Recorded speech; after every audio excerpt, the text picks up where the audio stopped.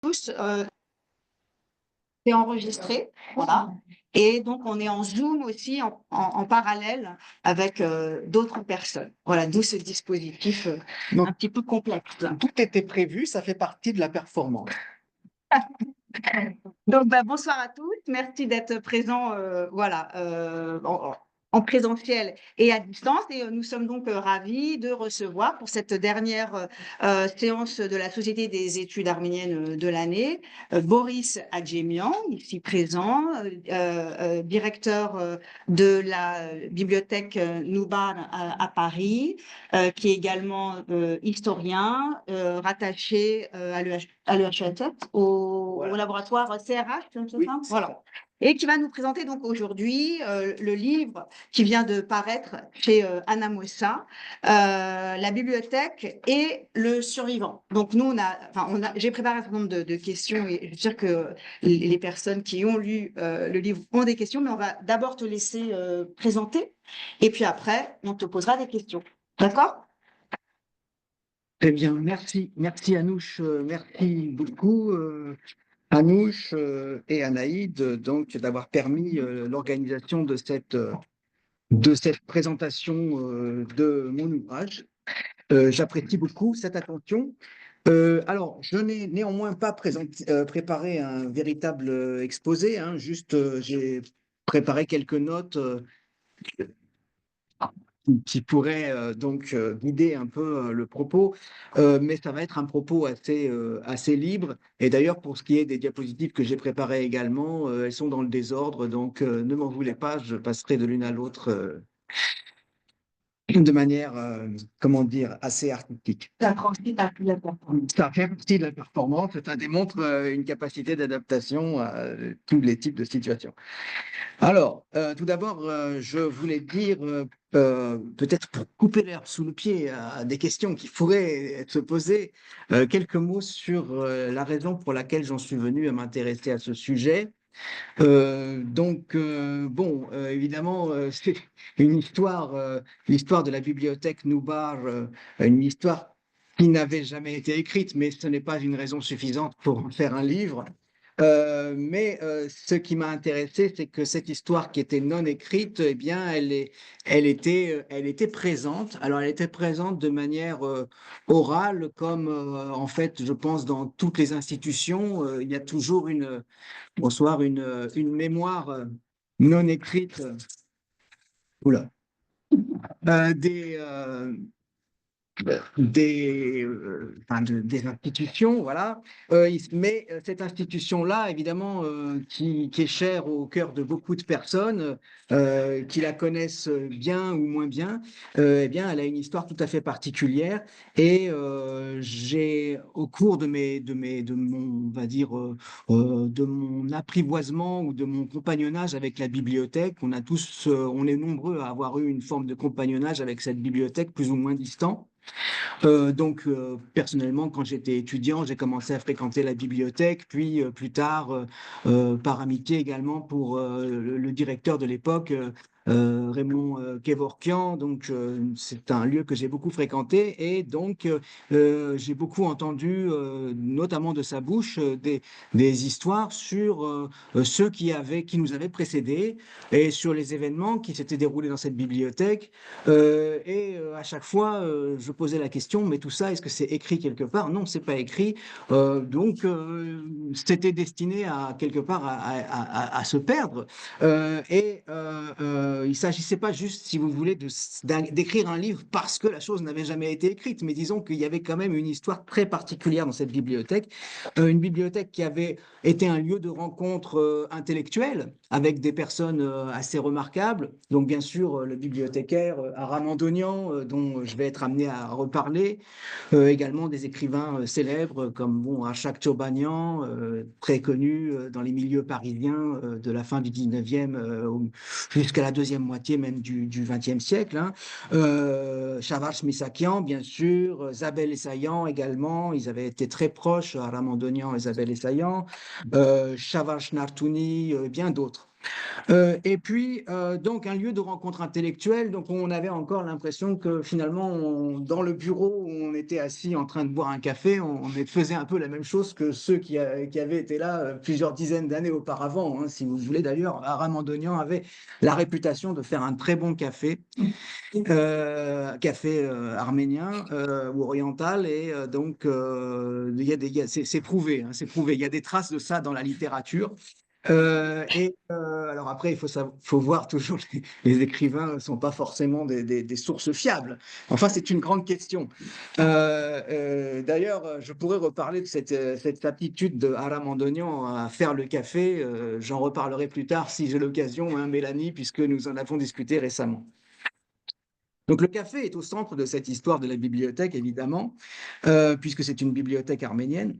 Et cette bibliothèque est finalement à la croisée d'une histoire, de plusieurs histoires, une histoire intellectuelle, une histoire d'écrivain, une histoire d'immigration arménienne à Paris, et puis bien sûr l'histoire du génocide, puisque Aram Andonian lui-même est un survivant du génocide et que beaucoup des gens qui ont fréquenté cette bibliothèque étaient eux-mêmes des exilés, donc à la suite du génocide, et pour beaucoup d'entre eux, dans la première génération, des survivants de ce génocide. Alors, comment le sujet vient aussi, je dirais que comment le sujet a émergé pour moi dans mon esprit, c'est aussi quelque chose qui résulte d'une expérience sensible du lieu, hein, expérience que j'ai pu avoir en tant que personne qui fréquentait la bibliothèque, comme n'importe quel visiteur ou lecteur ou étudiant ou chercheur, puis surtout une expérience comment dire, plus consistante à partir du moment où j'ai travaillé dans la bibliothèque. Donc j'y travaille depuis un certain temps, puisque je travaille là depuis 2012, et c'est depuis 2013 que je suis officiellement en charge tout seul de la bibliothèque, c'est-à-dire je suis le directeur de la bibliothèque. Donc, je suis immergé en fait dans ce lieu de savoir qui est qui au départ pour moi était assez intimidant et auquel j'ai mis du temps à m'habituer, hein. Je pense que j'ai mis quelques années quand même à m'habituer au lieu avant de vraiment commencer à me sentir à même de pouvoir vraiment en profiter, en tout cas du point de vue du travail, de la recherche et de ce qu'il était possible de faire à l'intérieur. Bien sûr, dans ce cheminement vers une habitude du lieu, un apprivoisement du lieu, la question de la langue a été centrale puisque je ne suis pas issu d'un milieu vraiment arménophone, je n'ai pas grandi dans la communauté, je n'ai pas fréquenté les bancs d'une école arménienne. Donc, même si j'avais des notions d'arménien quand même, des bases, notamment un passage furtif à l'INALCO il y a très longtemps, il a fallu que je m'immerge dans la bibliothèque pour vraiment me rapprocher aussi de cette langue. Et ça a été capital, bien sûr, dans l'expérience que j'ai pu avoir du lieu. Alors, ce lieu, c'est un lieu qui est un lieu habité, un lieu habité qui est habité par une certaine forme, peut-être par des esprits, par des fantômes. Je me souviens qu'avant la rénovation des lieux qui a été entreprise par l'UGAB en 2016, donc ça fait déjà presque 10 ans, il y a eu une rénovation donc des locaux qui en avaient bien besoin et qui était très défraîchis dans l'état dans lequel je les avais connus, moi, et qui étaient tous les murs étaient ornés de vieux portraits de personnages historiques. Il y avait Noubar Pacha, le père de Noubar Pacha lui-même, bien sûr, en plusieurs exemplaires. Il y avait Antranig, enfin, il y avait que des gens avec des moustaches en général, et vieux, des photos un peu décrépies, de pas très bonne reproduction. J'ai profité de la rénovation de la bibliothèque pour en enlever de nombreux. Disons que c'est pour vous dire c'était un lieu qui était un peu habité par ce passé, et je pense que ce n'est pas que pour moi cette impression. Je pense que les gens que j'observe qui entrent dans la bibliothèque, parfois même pour la première fois, souvent ils ont un temps d'arrêt, ou alors quand ils reviennent à la bibliothèque parce qu'ils l'ont bien connue, mais qu'ils n'y viennent pas souvent, ils ont ce temps d'arrêt, ils sont happés par la magie du lieu, parfois par l'odeur des livres. Ils disent, ah, ça sent les livres, ça sent sans doute un peu la poussière aussi, voilà. Je me suis intéressé à ce lieu qui est un lieu exigu, qui est dans un appartement parisien, Donc, c'est une histoire de quelque chose de très petit, puisque c'est un appartement qui fait 180 mètres carrés. Donc, en gros, je me suis intéressé à un appartement et à la personne qui vivait à l'intérieur, à Ramandonian. Donc, c'est un sujet qui est très petit. Ça, c'est une habitude professionnelle. Je m'intéresse généralement à des sujets excessivement petits, hein. J'ai fait ma thèse sur une communauté arménienne en Éthiopie qui comptait moins de 80 spécimens. Voilà, hein, moi, je suis habitué à m'intéresser aux sujets qui n'intéressent personne. Et en même temps, toujours dans ces sujets qui sont infiniment petits, eh ben, en fait, on retrouve des grands espaces, on retrouve des grandes questions. Donc, par le trou de serrure de la bibliothèque, même dans cette unité de lieu, on a accès à un vaste espace transnational, puisque la bibliothèque, c'est une bibliothèque diasporique, c'est une institution diasporique. Et donc, elle va être au croisement de nombreux flux qui traversent la diaspora et puis un espace transnational qui inclut également l'Arménie soviétique à l'époque. Donc voilà, au départ, l'idée, ça a été celle d'une étude située au croisement de l'histoire de l'immigration et de l'histoire du génocide, avec pour fil rouge la question de la diaspora qui, moi, m'intéressait depuis mes études sur l'Éthiopie. Également, j'avais travaillé sur l'immigration arménienne en France en publiant un livre qui n'a pas du tout marché, donc j'espère que celui-ci marchera mieux. Oui, parce que parfois on publie des best-sellers, mais parfois on publie aussi des worst-sellers, ceux qui se vendent le moins bien. Ceci dit, j'ai l'impression que là, avec la bibliothèque et les survivants, on a pris un meilleur départ. On est parti sur de meilleures bases j'en sais gré. Enfin, je dois remercier beaucoup aussi les éditrices du livre et tous ceux qui ont mis la main à la pâte parce que c'est un très très bel ouvrage du point de vue formel. Euh, et donc moi, ce qui m'intéressait dans cette question diasporique, c'était, disais-je, la question des enracinements, des sédentarisations, un peu la part immobile de la diaspora, un peu en réaction à cette idée que la diaspora était quelque chose de très mouvant, de très des réseaux, des flux, des reflux.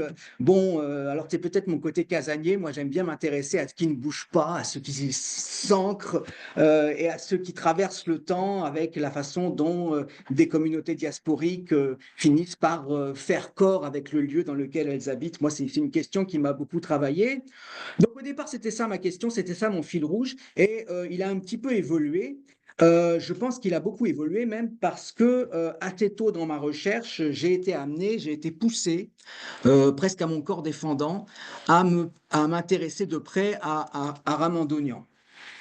Alors, à mon corps défendant, parce que, bon, à Ramandonian, je ne pouvais pas faire autrement que de m'intéresser à lui parce qu'il avait été au cœur du projet de la bibliothèque. C'est lui, même s'il n'est pas le fondateur de la bibliothèque, le fondateur, c'est Boros Novar, c'est le mécène, celui qui a pris la décision de créer la bibliothèque en 1927. Mais tout de suite, les clés de la bibliothèque ont été confiées à Aram Andonian parce que c'était le plus capable de créer cette bibliothèque. Et Aram Andonian, donc, il a été la cheville ouvrière, il est devenu l'âme de cette bibliothèque. Et il avait pour moi une stature intimidante, parce que Aram Andonian, c'est pas seulement le bibliothécaire, c'est aussi le témoin du génocide, l'archiviste de ces centaines, milliers de pages de témoignages sur la déportation et les massacres. C'est l'homme de lettres. Très connu avant la déportation, l'écrivain, qui a laissé quand même une œuvre, même s'il n'est pas considéré comme, il n'est pas dans le panthéon des écrivains de la langue arménienne occidentale, mais enfin, il est quand même dans le Hamabadger, dans le panorama de la littérature arménienne occidentale de Hagop Oshagan. Il a quand même droit à son chapitre, à juste titre. Et au départ, j'étais assez intimidé parce que je suis quasiment analphabète s'agissant de la littérature arménienne, même si je lis l'arménien, je connaissais rien, donc je partais de très très loin et ça me semblait trop gros, quoi. Finalement plus gros presque que de travailler sur l'histoire de la bibliothèque. Bonjour. Mais finalement, il s'est avéré très vite que voilà, ça ne faisait pas partie de la performance. Les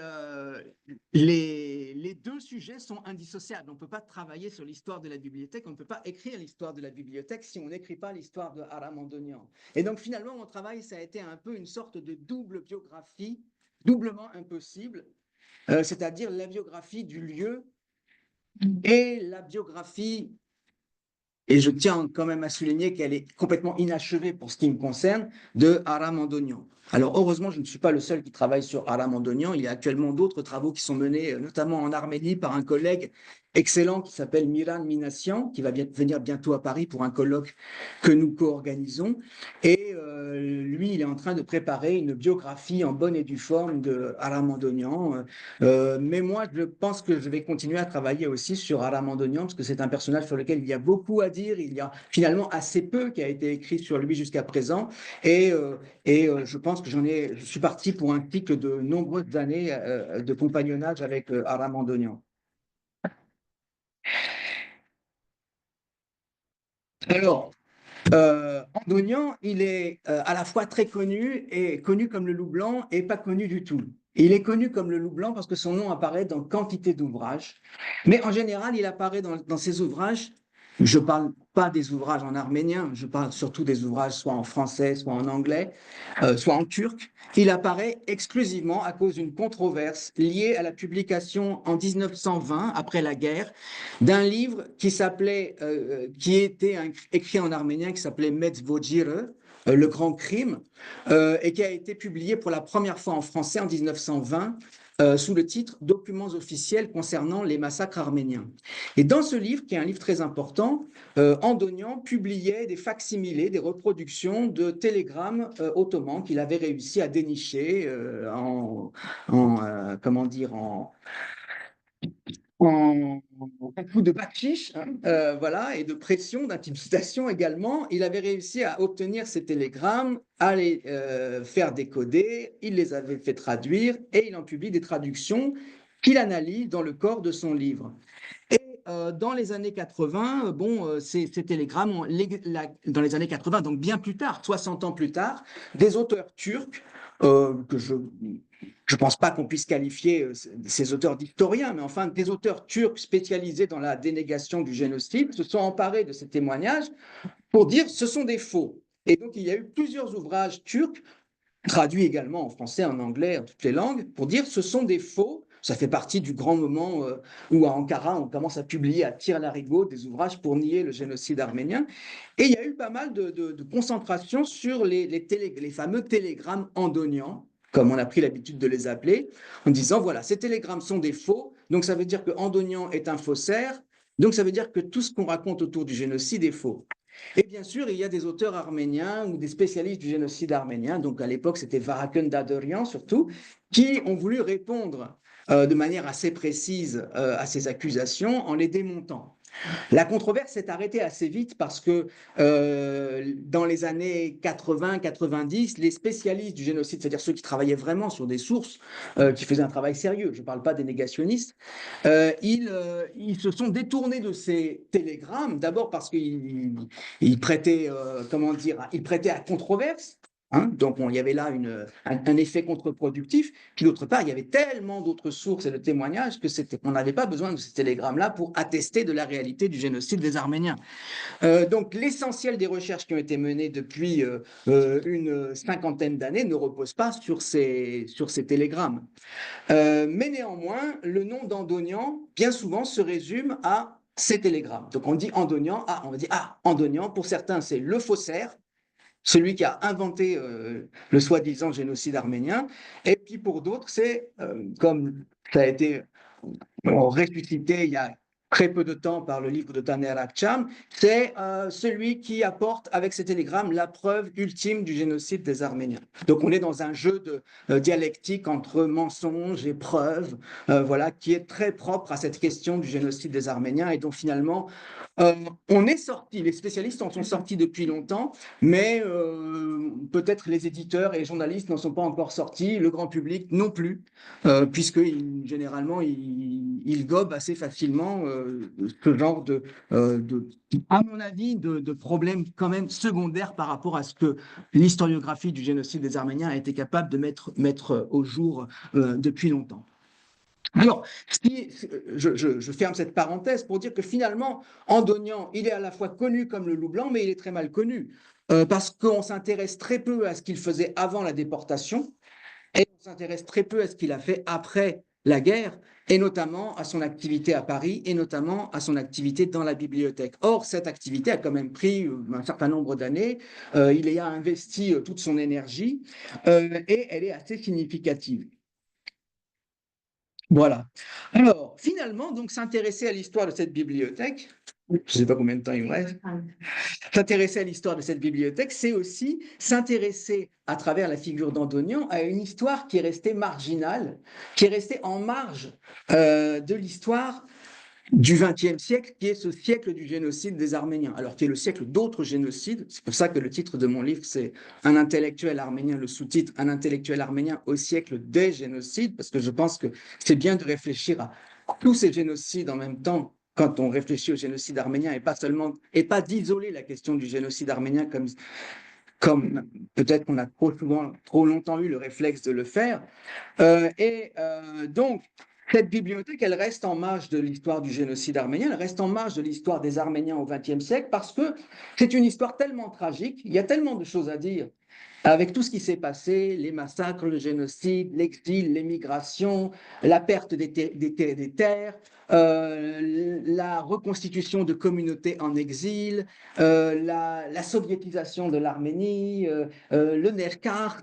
Il y a des événements, l'indépendance, le Rarabar aujourd'hui. Il y a des événements tellement considérables dans l'histoire des Arméniens au XXe siècle que s'intéresser à une bibliothèque comme ça, en plus à Paris, elle n'est même pas en Arménie, alors c'est un peu périphérique quand même, hein, je l'avoue. Finalement, c'est une histoire dans laquelle, par conséquent, on ne s'intéresse pas beaucoup aux livres, on ne s'intéresse pas aux écrivains. Il y a aussi le fait qu'il y a quand même une division disciplinaire entre histoire et littérature, ou plutôt histoire et études littéraires, qui fait qu'il y a très peu de ponts entre les deux. J'ai l'impression que mes collègues historiens, je suis historien pur beurre moi-même, mes collègues historiens s'intéressent assez peu à la question, aux questions littéraires et ne lisent pas vraiment ce que leurs collègues en études littéraires produisent comme travaux. Et inversement. L'inverse est vrai également, parce que j'ai pas l'impression que quand je lis des ouvrages écrits par des spécialistes de la littérature arménienne qu'ils ont lu vraiment, qu'ils sont vraiment à jour sur leur lecture historique. Et c'est pas quelque chose qui est propre aux Arméniens. Il y a des ponts très intéressants à faire avec l'histoire juive.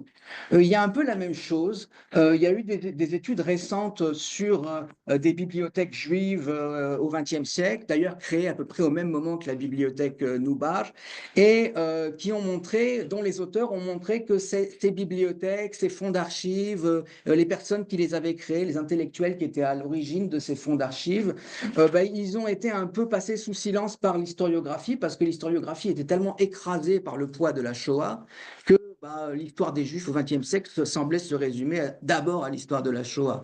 Mais maintenant, on est dans on va dire, une étape historiographique où on s'intéresse aussi beaucoup à ces lieux de savoir, à la manière aussi dont, par conséquent, on a pu écrire, on a pu collecter des documents sur ces événements majeurs qui ont été les pogroms, qui ont été la Shoah, qui ont été le génocide des Arméniens. Voilà.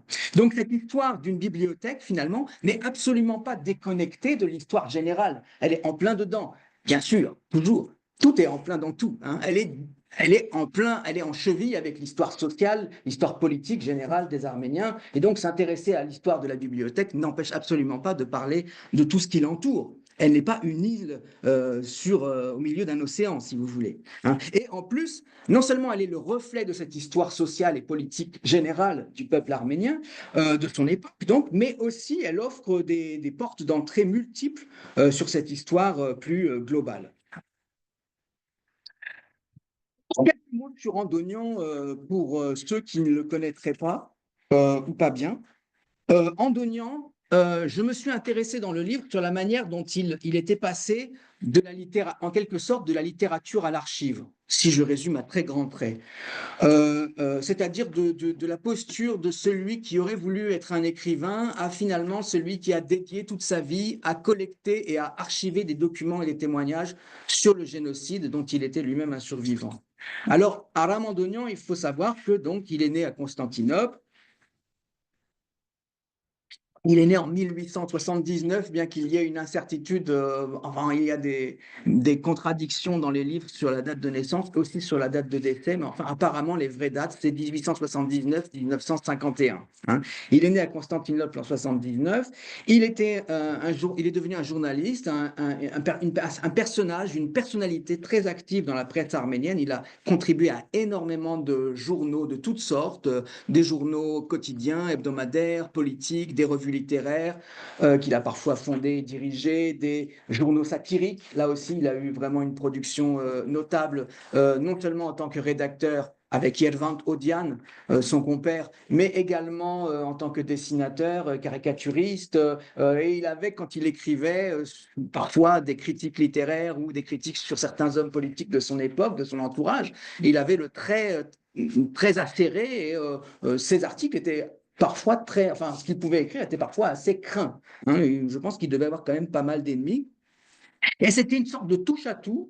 On sait très peu de choses sur lui parce qu'il n'a pas écrit ses mémoires, il n'a pas écrit sa biographie. Il y a une très courte autobiographie de 3 pages qu'il écrit dans l'almanach de Théotique en 1911 ou 12. Mais en fait, il s'est écrit sur un mode très ironique.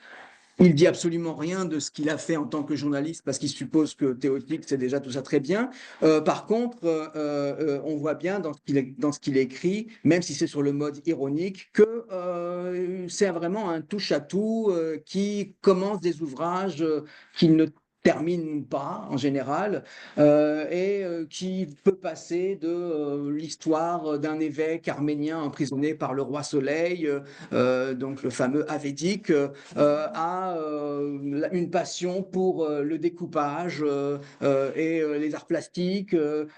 Un jour, il dit, ah, j'aimerais bien faire le prochain ouvrage que je vais écrire, ce sera une promenade dans ma bibliothèque. Celui-là, j'aurais bien aimé qu'il l'écrive parce qu'il avait une bibliothèque personnelle très riche. Hein. Il était bibliophile et collectionneur de livres lui-même.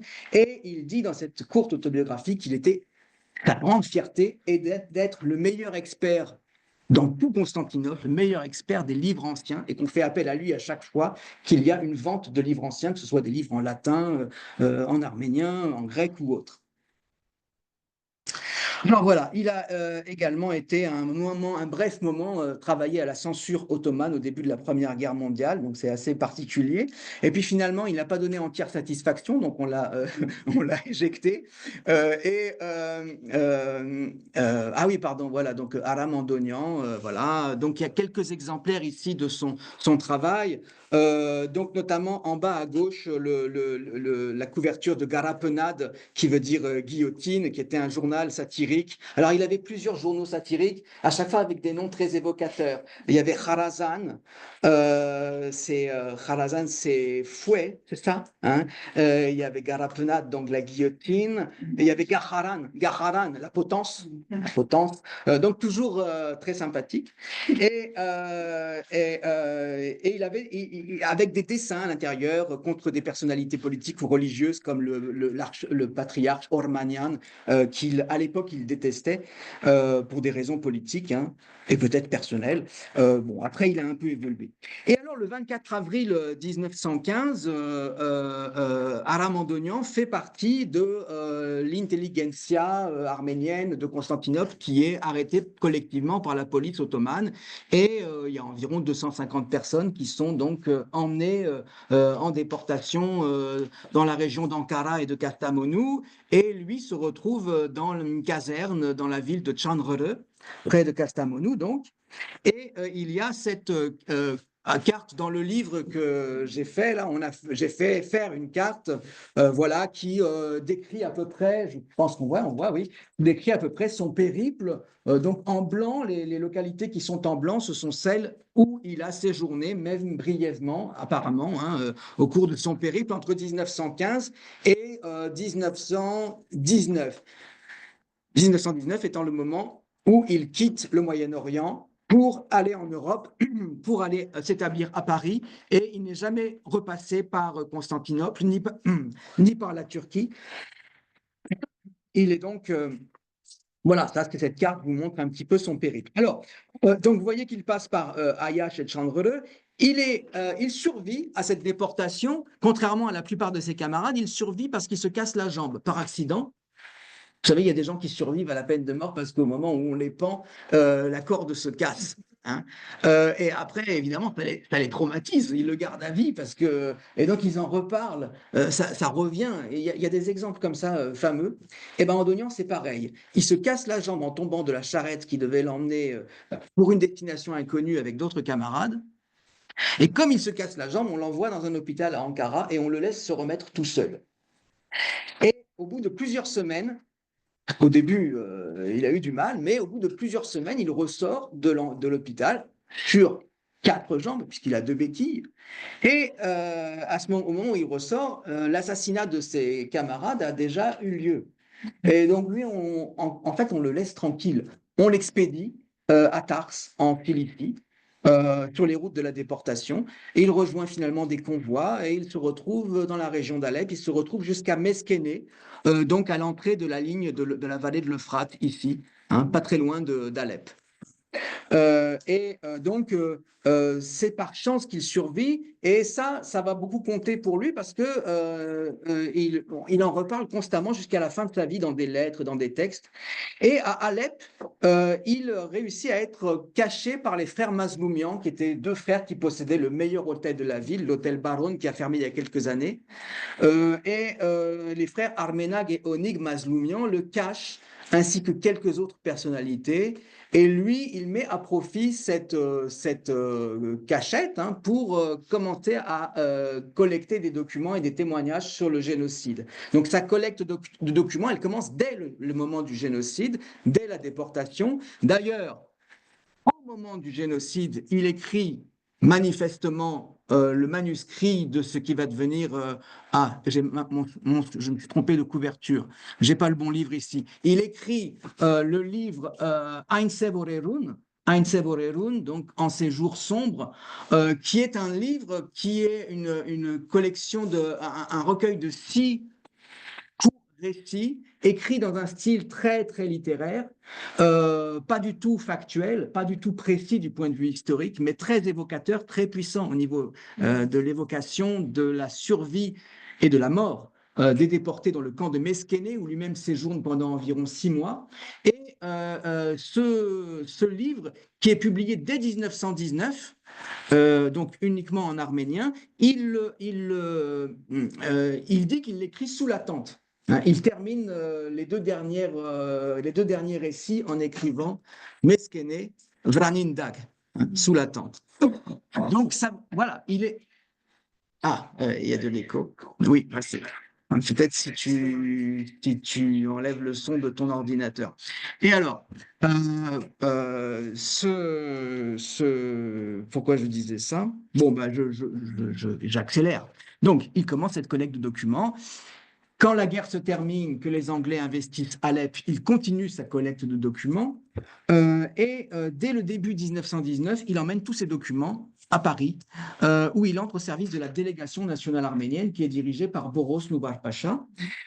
Et il devient un des secrétaires de cette délégation nationale arménienne. Et puis en 1921, il vient de publier l'année précédente le livre Medvojir, la version française. La version arménienne ne paraît qu'un an plus tard.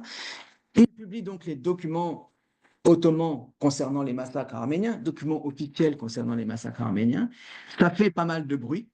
Et la délégation nationale estime que il pourrait être utile de l'envoyer à Berlin pour le procès de Soromon Télérian. Donc, Andonian est envoyé à Berlin en 1921. Et puis ensuite, son activité politique se résume à son travail d'employé au service de la délégation nationale, qui elle-même ferme ses portes après le traité de Lausanne en 1923. Il passe au service de Gabriel Noradungian, qui est l'ancien vice-président de cette délégation nationale arménienne, ancien ministre des Affaires étrangères ottoman et qui réside à Paris. Et puis ainsi jusqu'en 1927, où finalement Boros Nubar décide de créer la bibliothèque, et cette bibliothèque arménienne, et il confie donc la charge de la bibliothèque à Andonian. Voilà. Et donc, cette bibliothèque, pour Andonian, comme il l'écrit à l'époque dans des lettres, c'est la chance de sa vie. C'est son rêve qui se réalise. Il va enfin être noyé dans un océan de livres. Il va passer son temps à lire et il va pouvoir mettre en pratique toutes ces idées qu'il avait déjà commencé à échafauder à Constantinople, de création d'une sorte de bibliothèque nationale arménienne. Sauf que cette bibliothèque nationale arménienne ne sera ni à Constantinople, ni en Arménie. Constantinople, à la limite, ça aurait pu, mais ça sera à Paris, en exil. Donc, il y a une apparence oxymorique dans le fait de créer une bibliothèque nationale arménienne à Paris, et c'est comme ça qu'elle s'appelle au départ. Elle ne s'appelle pas encore Bibliothèque Nubar, elle s'appelle Paridi Askaïn Madenataran, Haigagan Askaïn Madenataran. Mais en même temps, Paris, à l'époque, c'est quand même une place forte de la diaspora arménienne, et il y a beaucoup d'intellectuels, d'organisations, d'activistes politiques, de cercles, de clubs, d'écrivains, de journaux. Donc, ce n'est pas non plus étonnant que cette bibliothèque, finalement, soit créée à Paris. Il y a des raisons objectives qui l'expliquent. Et alors, cette bibliothèque, elle est créée au départ parce que l'UGAB, l'Union générale arménienne de bienfaisance, dont le siège est désormais à Paris, même si l'UGAB a été fondée en Égypte, l'UGAB reçoit des donations de livres, des propositions de donations. Et la première proposition, ce sont les filles de ce monsieur que vous voyez sur la photo, Vicen Holas. Ces filles, après la mort de leur père, décident de donner tous ces livres à une institution arménienne, et elles veulent les donner à l'UGAB. Et l'UGAB n'a pas de bibliothèque, c'est la raison de la création de la bibliothèque au départ. Or, Vicen Holas était à Constantinople, avant la guerre, c'est un Arménien catholique, une des personnes qui avait la plus belle bibliothèque privée. Et beaucoup de diplomates, d'écrivains allaient chez lui pour lui emprunter des ouvrages. Alors, cette photo, vraiment, je regrette beaucoup de n'avoir pas pu la mettre dans le livre parce que j'ai trouvé à la toute fin. Le livre était déjà, on avait déjà tout bloqué au niveau de la répartition des pages. Et il y a quand même déjà pas mal de pages, mais on ne pouvait plus en ajouter. Mais cette photo est magnifique parce qu'elle fait vraiment le lien entre Constantinople et ce qu'est devenu cette bibliothèque à Paris. Et là, ça nous introduit comment dire, à l'aspect transnational de cette bibliothèque, sur lequel je vais revenir incessamment. Alors, profitant donc de ces donations et de cette création de bibliothèque, Andonian essaye de créer la bibliothèque idéale. Et il rédige d'ailleurs un rapport d'environ 80 pages en arménien, manuscrit, dans lequel il explique tout, du début à la fin, jusqu'à la largeur des étagères et à la hauteur à laquelle il faudrait les disposer, et au type d'éclairage qu'il faudrait utiliser pour ne pas abîmer les couvertures en cuir des livres. Et il explique tout. La circulation de l'air, le type de livre qu'on devrait avoir dans une bibliothèque qui soit vraiment une bibliothèque spécialisée, sinon ça ne sert à rien. Et que deviendra cette bibliothèque? Et il en fait comment dire, cette bibliothèque offre une perspective pour continuer à exister en tant que nation en exil.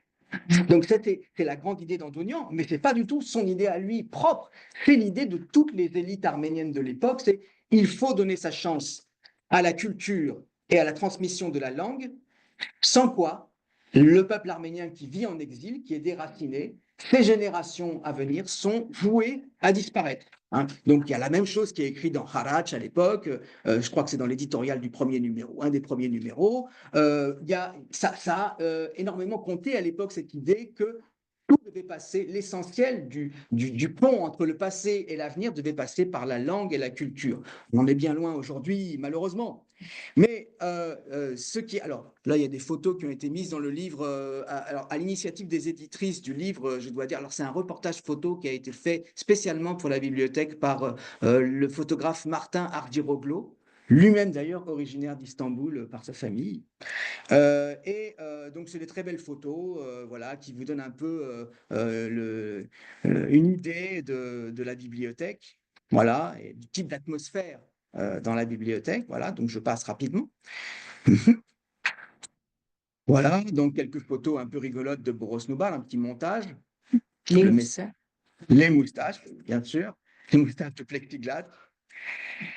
La bibliothèque, au départ, les premières années, va servir aussi de lieu de conférence, hein. Alors, j'ai un peu du mal parfois à imaginer comment on faisait entrer 80 ou 100 personnes dans la bibliothèque pour des conférences, mais c'est ce qui est écrit dans les rapports de l'UGAB.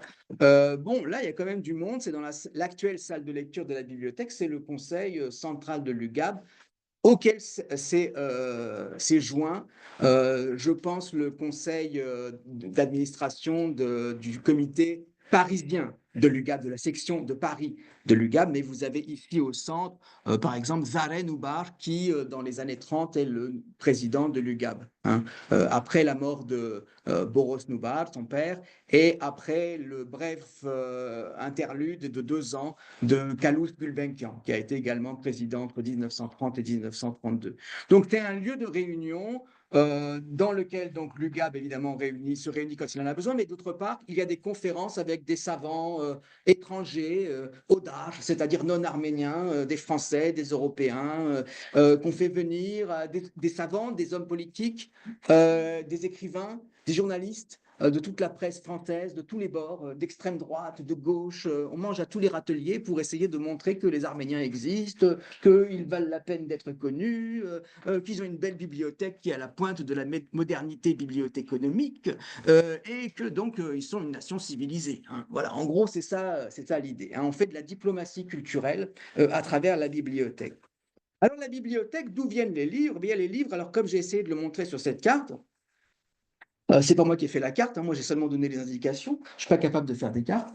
Eh bien, ils viennent d'un peu toute la diaspora, avec, je ne sais pas si vous pouvez vraiment lire les indications dans la légende. On a ici des livres qui viennent de foyers intellectuels anciens, comme par exemple Venise, Vienne, où il y a bien sûr ces grands monastères arméniens et ces imprimeries, et également de Constantinople, ici, de Tiflis, hein, beaucoup de livres qui viennent de Tiflis, zut, euh, également d'Égypte, Alexandrie, Le Caire, et puis ce qui est intéressant, et puis également des livres qui viennent d'autres colonies, comme on disait à l'époque, d'autres colonies de la diaspora arménienne.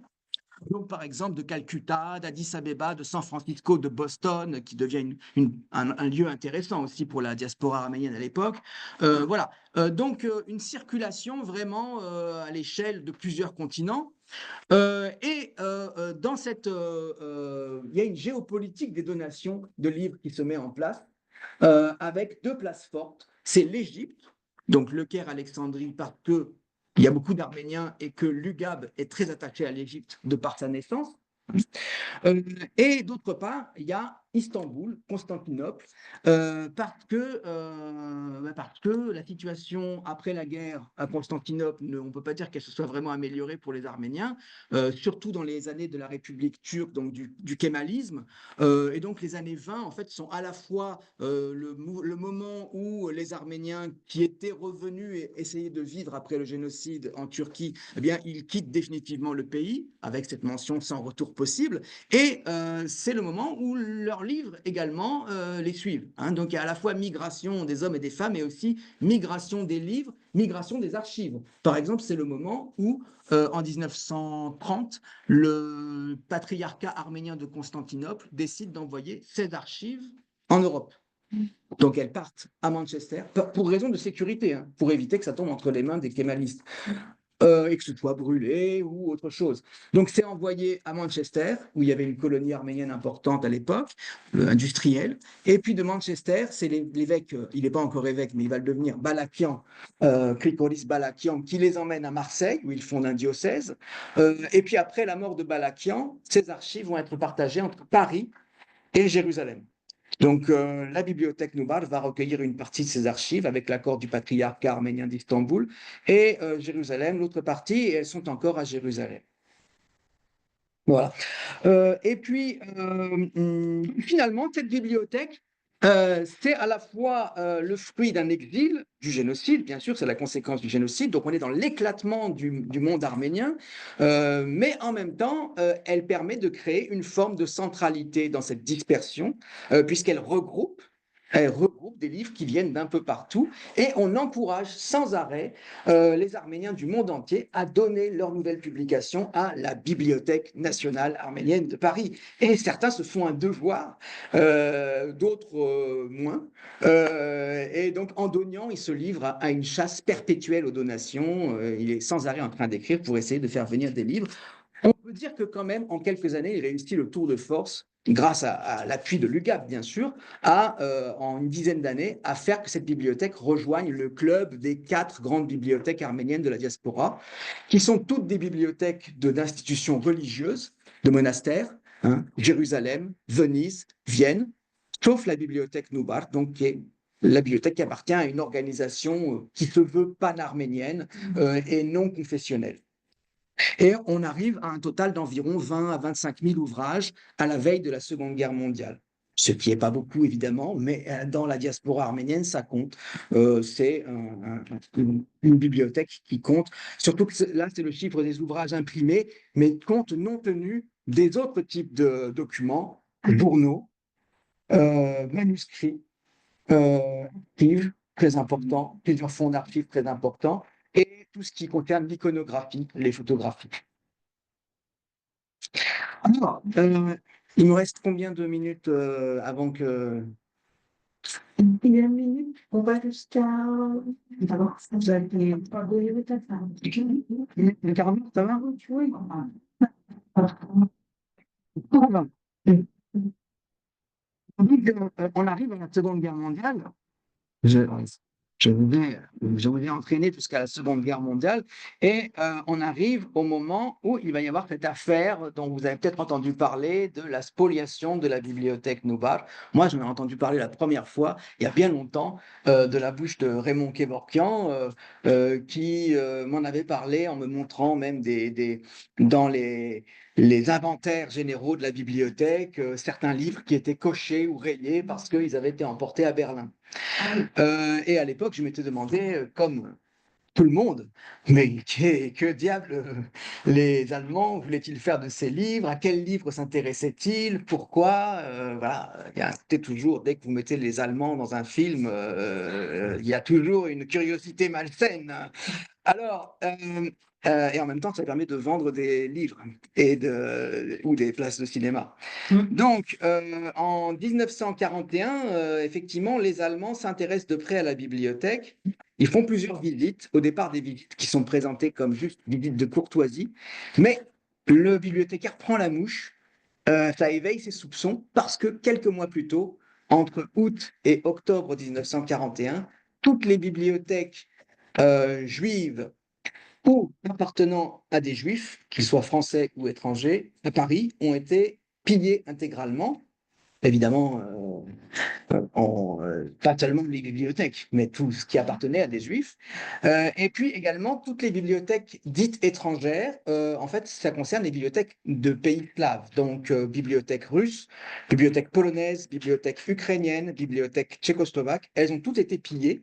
Et toutes ces bibliothèques, la bibliothèque de l'Alliance israélite universelle, par exemple, la bibliothèque privée de la famille Rothschild, les grandes librairies appartenant à des juifs, la bibliothèque Tourguenieff pour les Russes, toutes ces bibliothèques ont été pillées en un tournement, manu militari. On a fait sortir, ou on a déporté, si c'était des juifs ou ils étaient en fuite, leurs propriétaires, et on a fait venir des camions, et on a tout rempli en 24 à 48 heures. Donc il n'y a jamais de témoins. Et là, Et là, on a quelque chose d'absolument extraordinaire parce que Andonian, lui, il se trouve que il dormait sur place, il réside dans la bibliothèque. Il est donc aux premières loges. Il a pignon sur rue pour assister à ce processus de spoliation de la bibliothèque qui, de surcroît, va être ralenti par le fait qu'il y a des atermoiements de la part des Allemands, toujours difficile à expliquer. Mais après avoir annoncé au bout d'un mois qu'ils allaient transférer toute la bibliothèque à Berlin, ils se ravisent devant les requêtes multiples des organisations arméniennes qui font valoir que c'est un joyau national qui permet l'existence des Arméniens en exil, qu'on ne peut pas les en priver, sans quoi on va mettre fin à l'existence de cette communauté arménienne si riche en France. Et donc, les Allemands acceptent de tergiverser et ils disent on va envoyer un spécialiste de Berlin qui viendra faire une sélection des livres qui seront finalement emportés à Berlin. Donc, ce sera une spoliation partielle. Donc, dans cette mansuétude, ils envoient un spécialiste qui est un spécialiste arménien qui s'appelle le professeur Ardaches Aperian, qui, pour la petite histoire, est le neveu de Manoug Aperian, qui est à l'origine lui, de la réforme, enfin, de ce linguiste, la réforme orthographique, donc adoptée en Arménie soviétique, voilà. Mais je pense que les liens entre les deux ne devaient pas être très proches parce que Manoug Aperian vivait en Arménie soviétique et travaillait en Arménie soviétique. Ardaches Aperian, lui, avait fait partie du Parlement de la Première République d'Arménie. Il était membre du parti Tashnag. Et quand les bolcheviks ont pris le contrôle, il est parti en Allemagne où il avait déjà fait ses études et il n'est jamais retourné en Arménie. Et en Allemagne, il est devenu non seulement universitaire à l'Institut des langues orientales, mais en plus président de la communauté arménienne de Berlin, mais je crois d'Allemagne aussi. Bon, enfin, il y avait essentiellement des Arméniens à Berlin, quelques centaines. Voilà. Et donc, il a été l'auteur de plusieurs publications, des journaux comme Azad Hayastan, qui était un journal qui était destiné en arménien aux Arméniens qui combattaient dans l'armée allemande. Et puis également, il a publié avec des savants orientalistes allemands un livre qui s'appelle Armenir Arirtum, qui est un livre qui tend à démontrer l'origine aryenne des Arméniens, avec bien sûr en perspective l'idée qu'il fallait absolument faire quelque chose pour distinguer les Arméniens des Juifs. Donc c'est un livre qui a été publié en 1934, il me semble, qui a d'ailleurs été traduit en italien aussi, à la même époque, hein, qui a eu un certain succès donc.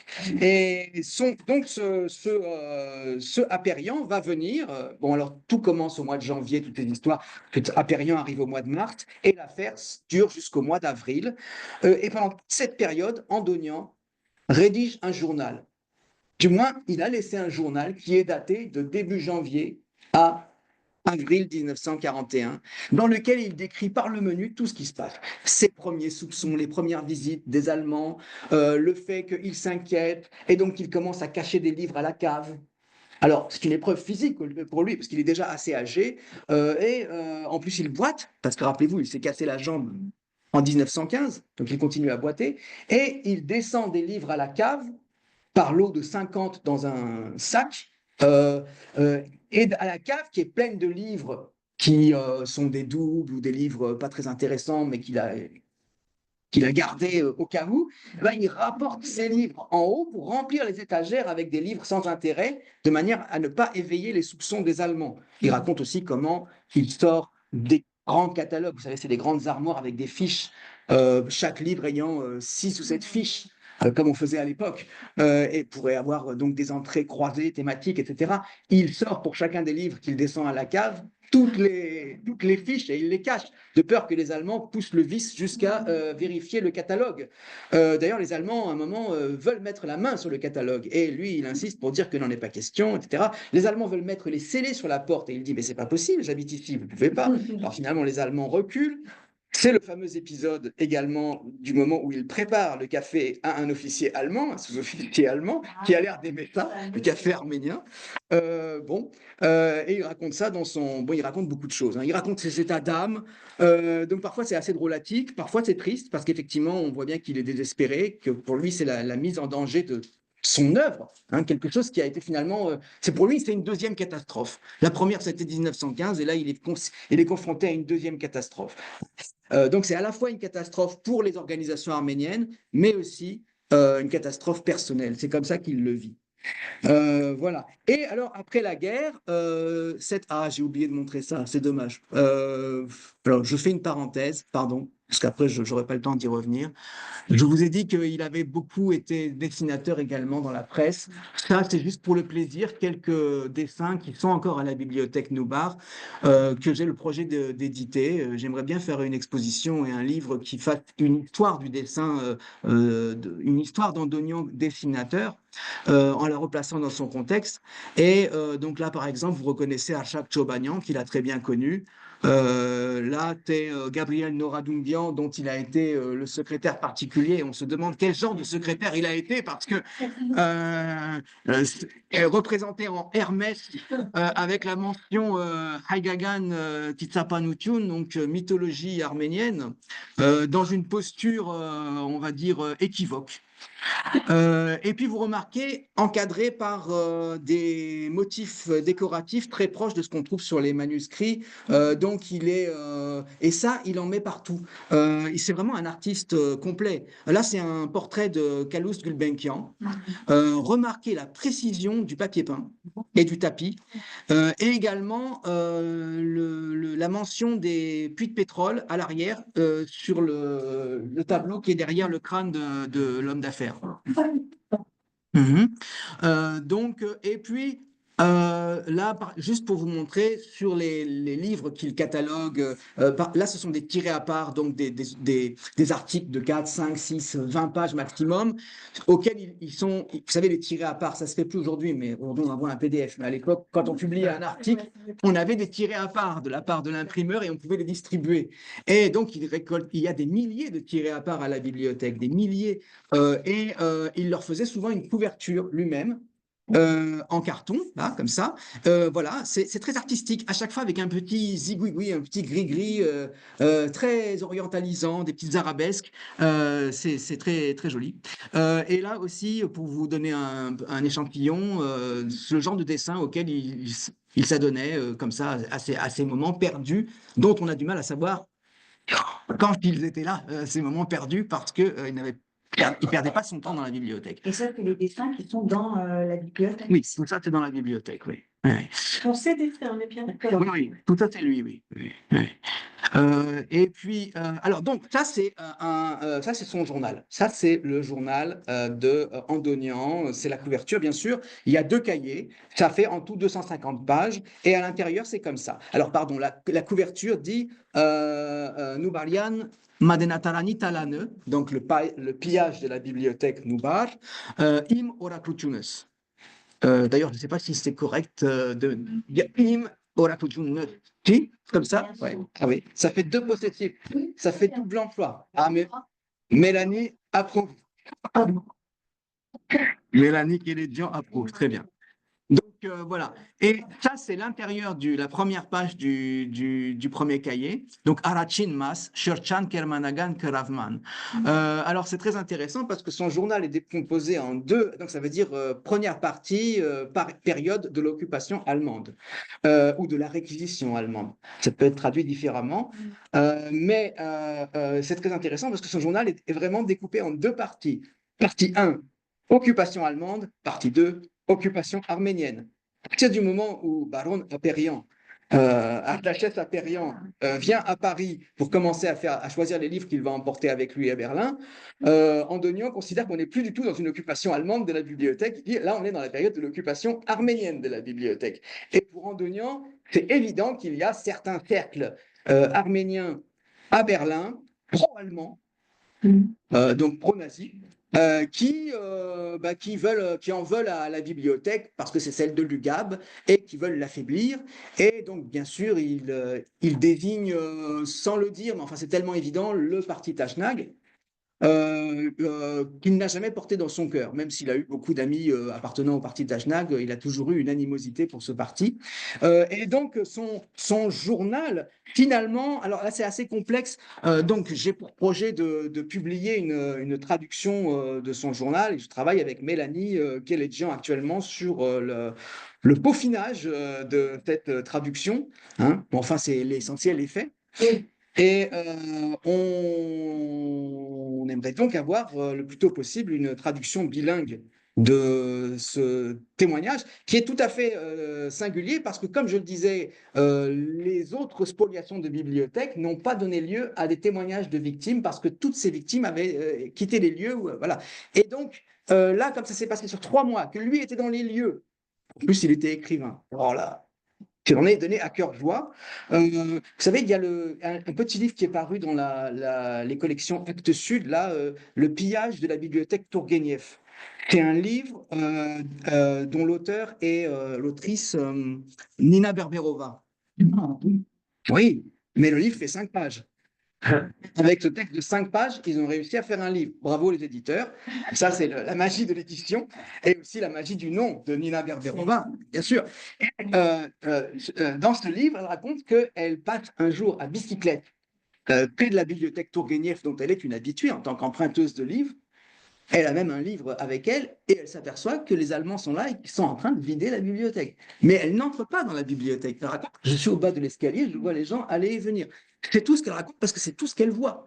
Mais là, on a un témoignage incroyable où lui, il est à l'intérieur et il raconte tout. Alors peut-être il affabule parfois, peut-être il exagère, mais il raconte avec tellement de détails que ce n'est pas possible qu'il invente. Et donc voilà, c'est un témoignage à la fois intéressant du point de vue de l'histoire arménienne, aussi du point de vue de la question du journal, de qu'est-ce que c'est qu'un journal, de la question de l'écriture, de la narration, et puis aussi un témoignage vraiment intéressant et presque unique sur les pillages de bibliothèques en Europe à l'époque de l'occupation allemande. Voilà.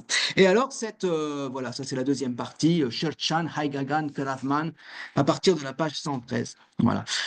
Et puis là, donc, un petit focus sur Ardaches Aperian, et puis donc sa publication, une de ses publications, Azad Hayastan, Organ Hayaskayin Khorurti, parce qu'il avait fondé avec d'autres collègues un Conseil national arménien à Berlin, qui était une sorte de gouvernement en exil, qui préparait le moment où les Allemands allaient arriver en Arménie soviétique et où on pourrait reprendre le contrôle d'une Arménie débarrassée des bolcheviks, enfin des soviétiques.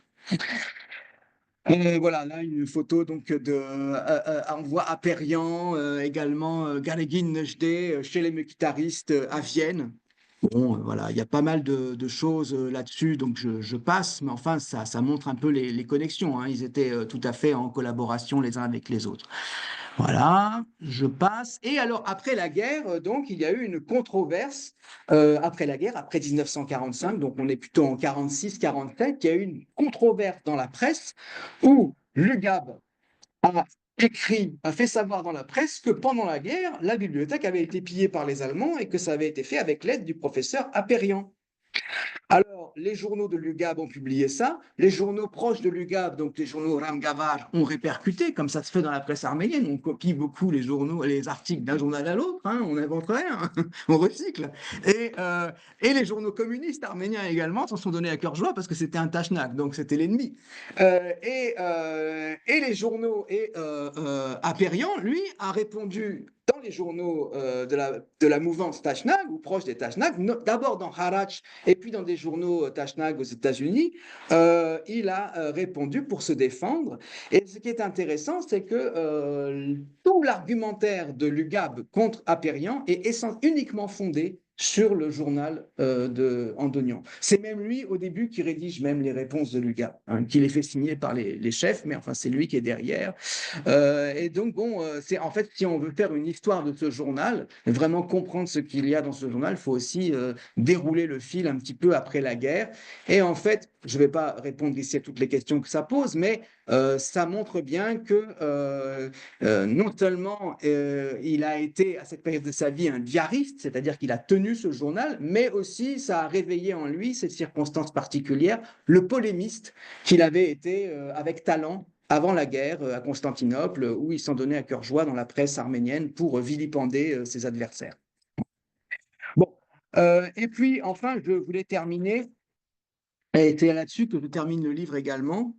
Ah oui, là, il faut vraiment terminer. 5 minutes suffiront. Sur la question du témoignage, parce que cette bibliothèque, c'est pour ça que le livre s'appelle La bibliothèque et le survivant. Non seulement elle a été conçue par un survivant du génocide, mais aussi elle abrite des documents, des témoignages qui concernent son travail de collecte auprès de rescapés du génocide et son propre témoignage. Qu'est-ce que ça représente dans la bibliothèque, ces documents? Qu'est-ce que cette bibliothèque a représenté pour cet homme qui vivait dedans, qui écrivait qu'il entrait dans la bibliothèque comme dans un cloître, qui utilisait fréquemment l'image du couvent pour parler de lui dans la bibliothèque et qui a vraiment travaillé comme un moine copiste dans la bibliothèque. C'est-à-dire qu'il a noirci des milliers et des milliers de pages, parfois en recopiant des manuscrits, en traduisant des articles. Il n'arrêtait jamais d'écrire. Et là-dedans, il y avait des archives qu'il n'utilise pas le mot archive, il utilise le mot neshrar. Neshrar qui veut dire relique, qui est un mot qui est assez couramment utilisé également par les cadres de l'UGAB à l'époque, quand ils parlent des archives qu'il y a dans la bibliothèque. Mais les cadres de l'UGAB, dans les années 30, 40, ne s'intéressent pas aux archives que Andonian a collectées au moment du génocide. Personne ne s'y intéresse.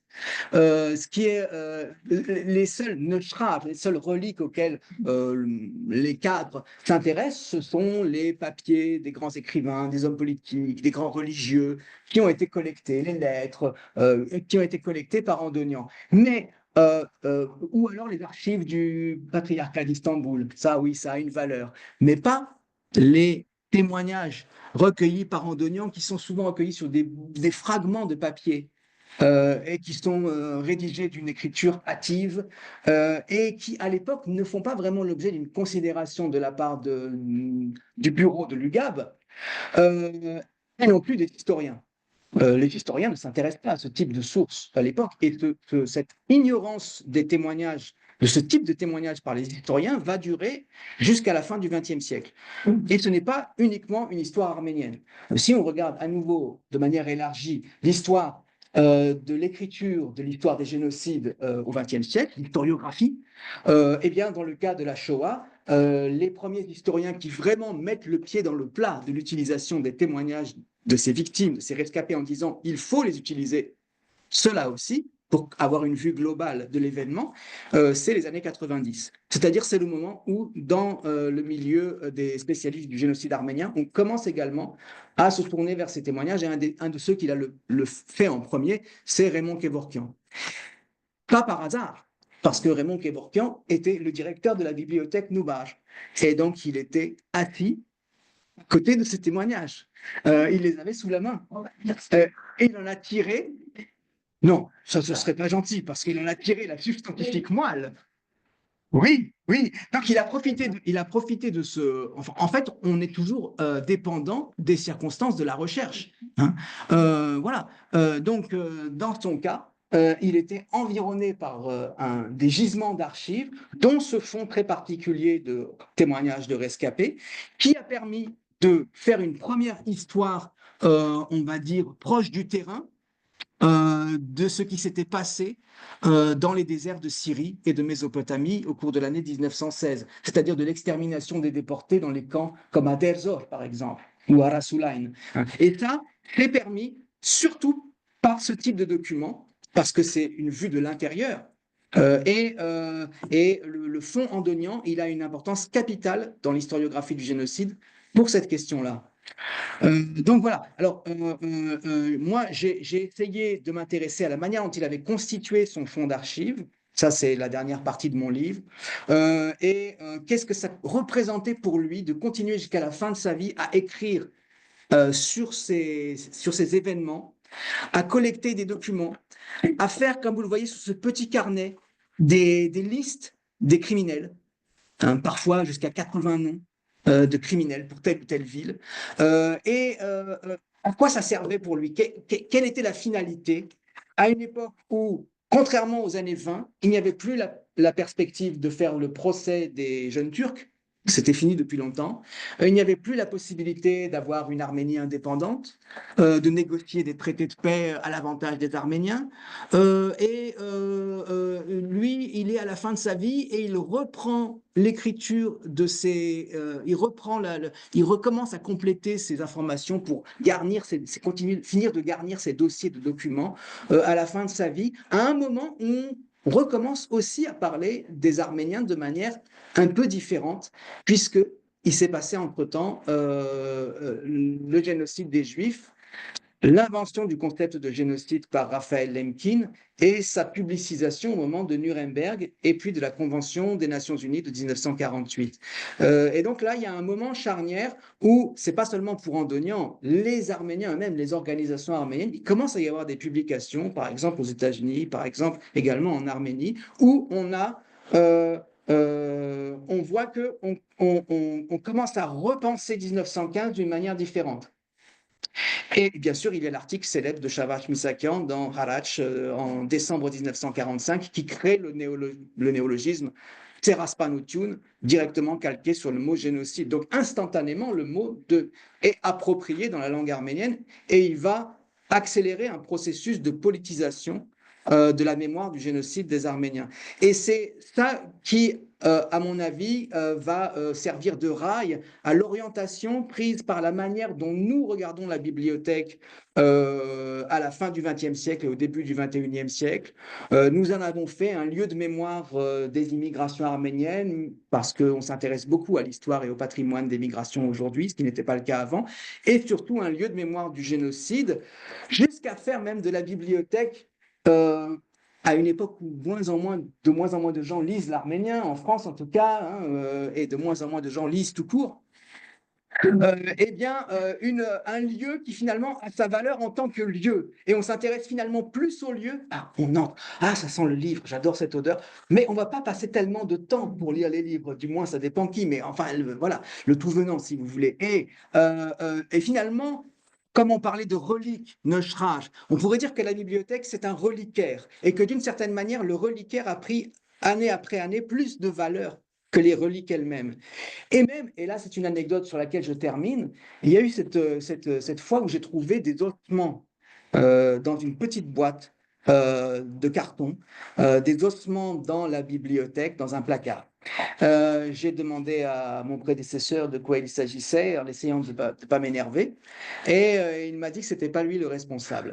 Ce qui dans un premier temps m'a calmé. Mais surtout, il m'a expliqué que c'était une personne qui revenant, peu importe son nom, qui revenant de Syrie, où beaucoup d'Arméniens allaient dans une forme de pèlerinage et beaucoup avaient l'habitude de ramasser des morceaux d'ossements et de les rapporter chez eux.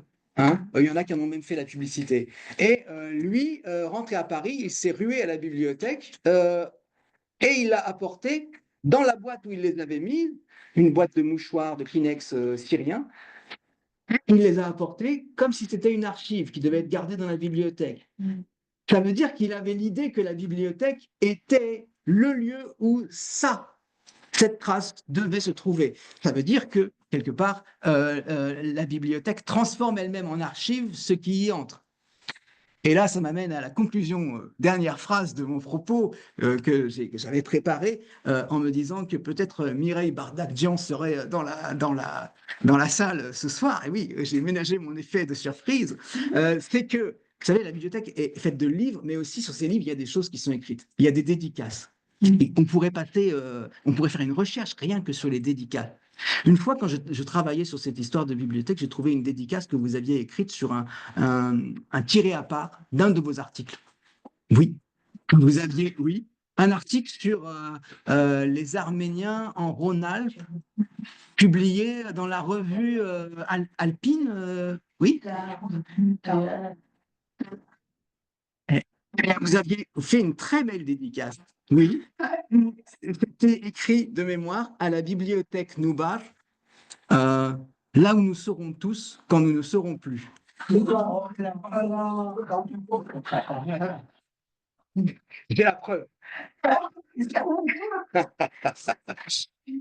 Donc, je pense que c'est à l'image de l'évolution de la façon dont nous regardons la bibliothèque, qui est devenue une sorte de lieu de mémoire et qui a été patrimonialisé par le bas par les Arméniens eux-mêmes, alors qu'elle n'était connue que des Arméniens, et qui maintenant qu'elle sort petit à petit de son ghetto arménien, elle commence à être aussi regardée de l'extérieur, et il y a aussi des formes de patrimonialisation par le haut, avec récemment la région, etc., avec un label. Bon, voilà. Mais donc tout ça, ça fait partie de l'évolution des regards qu'on porte sur ce lieu et sur les archives qu'il contient.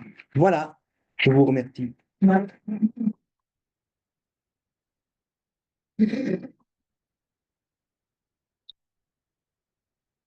Alors, je ne sais pas comment on va faire pour les questions, parce que depuis ton ordinateur, les questions des présents peuvent être entendues ou pas. Je ne sais pas. Anaïs, hein, est-ce qu'il faut faire une petite manip? Pas tout le monde, tout le monde. Je comprends, ouais, je te dis. J'arrive pas à comprendre ce que tu dis, Anouche, là. Il y a une espèce d'écho. Donc moi, je suis prête à recueillir les questions qui sont sur Zoom et à les Moi, je viens poser ou des questions. ou bien à donner la parole aux personnes qui demandent la parole sur Zoom. Claire? Bah, oui. Merci beaucoup, Boris, pour cet exposé très stimulant. J'avoue que j'ai acheté le livre il y a quelques jours, mais j'ai pas fini de le lire, donc je peux pas. Mais je vais poser des questions à partir de ton exposé, mais donc j'ai pas tout lu encore. Et donc j'ai trouvé d'abord l'idée formidable, bon, pionnière. Alors il y a une histoire, enfin moi les choses auxquelles ça m'a fait penser dans ton ouvrage, enfin de ce que tu as présenté aujourd'hui, ça m'a fait penser d'abord. Mais tu évoquais le fait qu'Andonian était journaliste hein, au départ et donc ce qu'on retrouve à travers la bibliothèque, on trouve aussi d'une certaine façon à travers la presse arménienne, qui est aussi, enfin tous les périodiques, enfin, la riche collection de périodiques, non seulement de la bibliothèque, mais enfin en général depuis les premiers publiés en Inde, c'est aussi une forme de patrimoine, enfin, constitution d'archives, constitution de mémoire, etc. Et puis aussi à l'histoire qui serait aussi à écrire. Alors, il y a eu un petit essai, mais d'un autre lieu un peu, alors pas aussi prestigieux, mais de la bibliothèque, de la librairie Samuelian. Oui, oui. Et dont aussi, enfin, avec les parallèles, je ne sais pas si tu as fait dans ton ouvrage, mais à l'origine, c'était une librairie transférée de Constantinople par un libraire qui s'est installé en appartement, puis racheté par Samuelian, et aussi qui est devenu un lieu un peu emblématique, et à la fois de rencontres, d'exil. Enfin, je veux dire, serait intéressant peut-être aussi de... Il y a eu un petit ouvrage en hommage au Samuelian, mais je ne pense pas qu'il y ait quelque chose d'aussi approfondi, mais c'est peut-être pas forcément le lieu, mais enfin, c'est des efforts parallèles aussi, enfin en même temps, et donc c'est intéressant. Et puis après la guerre, le musée arménien de France aussi. On essaie aussi de conserver voilà, les objets sauvés du désastre. Et puis dans la démarche, ce qu'a fait par exemple Aipouge, enfin, donc, sur lequel a travaillé Janine Bedrosian, c'est-à-dire enfin, toute cette volonté de reconstituer de la vie en diaspora. Donc j'ai trouvé ça vraiment très chouette. Je me demandais sur la question donc le rôle, alors plus précisément sur Andonian, le rôle de son expérience dans la guerre des Balkans, dont il a été un reporter. Je réfère à un article qu'a écrit Anaïs Termination sur ce sujet. Et donc après, et oui, disons, il y a aussi beaucoup de questions sur les violences, les atrocités, etc. Aujourd'hui, quand on refait la chronologie de la Première Guerre, on commence souvent aux guerres des Balkans, puis on la poursuit plus tard. Donc, est-ce qu'il en parle dans ses mémoires ou dans ce que tu as eu l'occasion de lire? Le rôle de Satyris, son rôle de dessinateur, je ne connaissais pas du tout et c'est intéressant aussi de mettre aussi en parallèle avec des dessins ou d'autres choses de l'époque. Enfin, c'est assez fabuleux. Et puis sur les spoliations, euh, est-ce qu'il y a, voilà, ce que tu évoquais avec aussi l'arrivée de Haberian et ce qui se passe, c'est sans doute en lien avec le projet Rosenberg de mobiliser les nationalités contre l'URSS. Au même moment, les Allemands essaient aussi de mettre la main sur les offices de réfugiés hein, pour les Oui. réinstrumentaliser. Alors, et à Berrien, tu évoquais l'ouvrage qu'il avait fait. Il y a aussi celui de Tréroubian, paru en France en 1943, Alors, qui est aussi une façon de montrer qu'ils sont ariens, mais aussi pour peut-être éviter d'avoir un deuxième génocide. Donc, il se met, enfin voilà, c'est peut-être à mesurer. C'est pas forcément une collaboration avec les nazis en tant que tel au sens d'eux, mais enfin bon, ça serait. Et donc, en même moment, il y a l'ouvrage de Cheloumian qui est publié en 43, où il essaie aussi de démontrer qu'ils sont parfaits ariens, etc. Et sur les témoignages sur les spoliations. Alors, sur les bibliothèques, tu as raison, il y en a pas, il y en a pas. Il y en a un aux archives diplomatiques sur les spoliations des archives diplomatiques. Et une des archivistes qui a raconté comment ça se passait, qui a essayé de sauver des choses. Alors, c'est pas aussi riche, hein, c'est pas un journal, mais elle décrit aussi un peu le D'accord. processus pour être le passé si ça s'intéresse. Et donc, enfin voilà, c'était vraiment des. Alors après-guerre, quand ça ressurgit, bah, il y a bien sûr ce que tu as dit, hein, à la fois Nuremberg, Lemkin, etc. Et puis le Nevkart qui s'organise aussi. Donc la question du génocide réapparaît, la question des témoignages aussi, comme tu l'as évoqué. Donc c'est ce que, enfin voilà, je suis tout à fait d'accord avec ce que tu disais sur cette politisation. Mais en tous les cas, c'est l'histoire de faire un lieu. Alors c'est une nouvelle, comment dire, une nouvelle historiographie qui fait aussi une biographie d'une ville, une biographie etc. Mais là, je trouve que d'avoir associé à la fois le lieu et la personne qui a été qui a animé le lieu, c'est voilà, c'est particulièrement original. Après, comme tu l'évoquais, tous les bibliothécaires, alors moi, j'ai pas connu Andonian, je suis née 5 jours avant sa mort. Donc, tu vois, j'ai pas eu l'occasion de le connaître. Mais j'ai connu d'autres. J'ai pas connu Salmaslian non plus, mais celui qui a précédé Raymond, quand je faisais ma maîtrise et ma thèse, bah, je veux dire, qui était pas très, voilà, qui n'a pas rendu, ils n'ont pas tous rendu la bibliothèque conviviale et ouverte aux lecteurs. Donc, il y a aussi différents moments de la bibliothèque. Donc, je ne sais pas si tu as continué l'histoire de la bibliothèque après, mais il y a aussi l'histoire des intellectuels un peu frustrés, c'est-à-dire en donnant d'une certaine façon, comme tu as dit, c'est dévoué corps et âme, comme un moine, etc. D'autres n'ont pas, ils n'ont pas tous considéré forcément la bibliothèque de la même manière. Salmasian, on sait que lui, il a essayé aussi de systématiser, ben, on connaît sa bibliographie intégrale. Après, voilà, c'est très directeur dépendant, et puis on doit à Raymond et à toi après d'avoir aussi contribué à remoderniser, à en faire un véritable outil. Donc il y a aussi cette histoire peut-être sur la longue durée et sur l'après. Bon, toi, tu n'as pas bien sûr Non, abordé non, ça, mais je veux dire, c'est intéressant aussi de voir ce que devient ce lieu dans son rapport au lecteur. Qui n'a pas oui, toujours été idéal.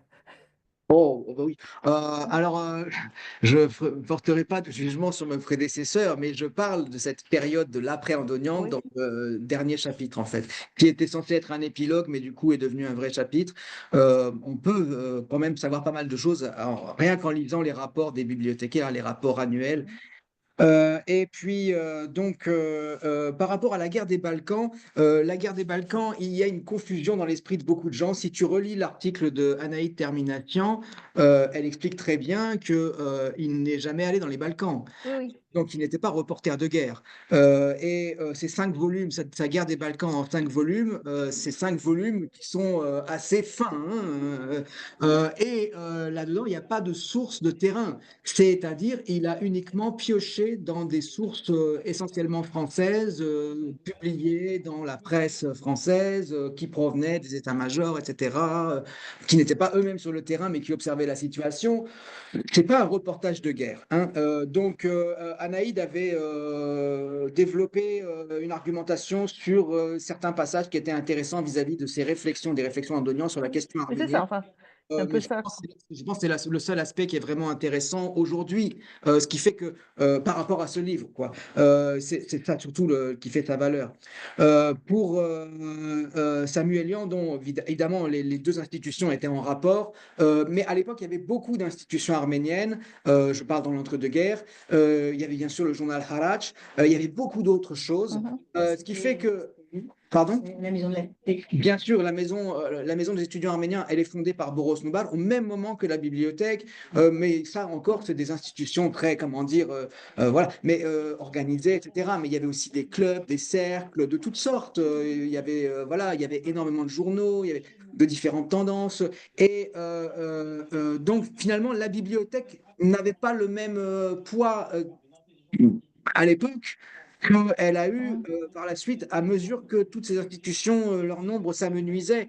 Et finalement, à la fin du XXe siècle, il restait trois piliers. Il restait Harrach, la librairie Samuelian et la bibliothèque Nubar. Et malheureusement, aujourd'hui, il reste que la bibliothèque Nubar. Donc, ça a aussi accentué l'intérêt qu'on porte à cette bibliothèque aujourd'hui.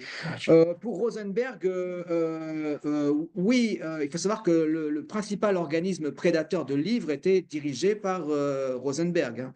Ça s'appelait l'état-major Rosenberg, et c'était eux qui donc organisaient à l'échelle de l'Europe ces prédations de livres. C'était le principal organisme prédateur. Il y en avait d'autres.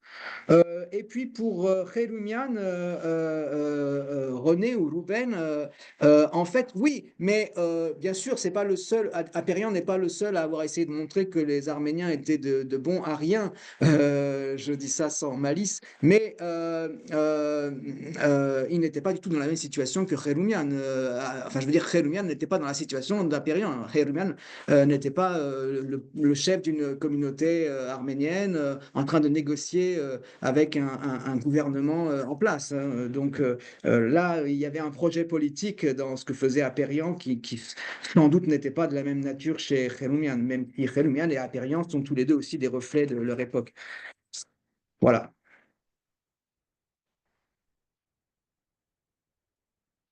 Alors moi, je voulais juste des petites questions en fait, hein. C'est vraiment plutôt une remarque. J'allais sur ce que tu disais tout à l'heure, Boris. Vous disais que donc il avait le projet Aram Andonian de faire un livre qui aurait été intitulé peut-être quoi, Une promenade dans ma bibliothèque. Mhm. Et vraiment, en fait, ça a fait résonance avec vraiment ce qu'on ressent en fait, à la lecture de ce livre.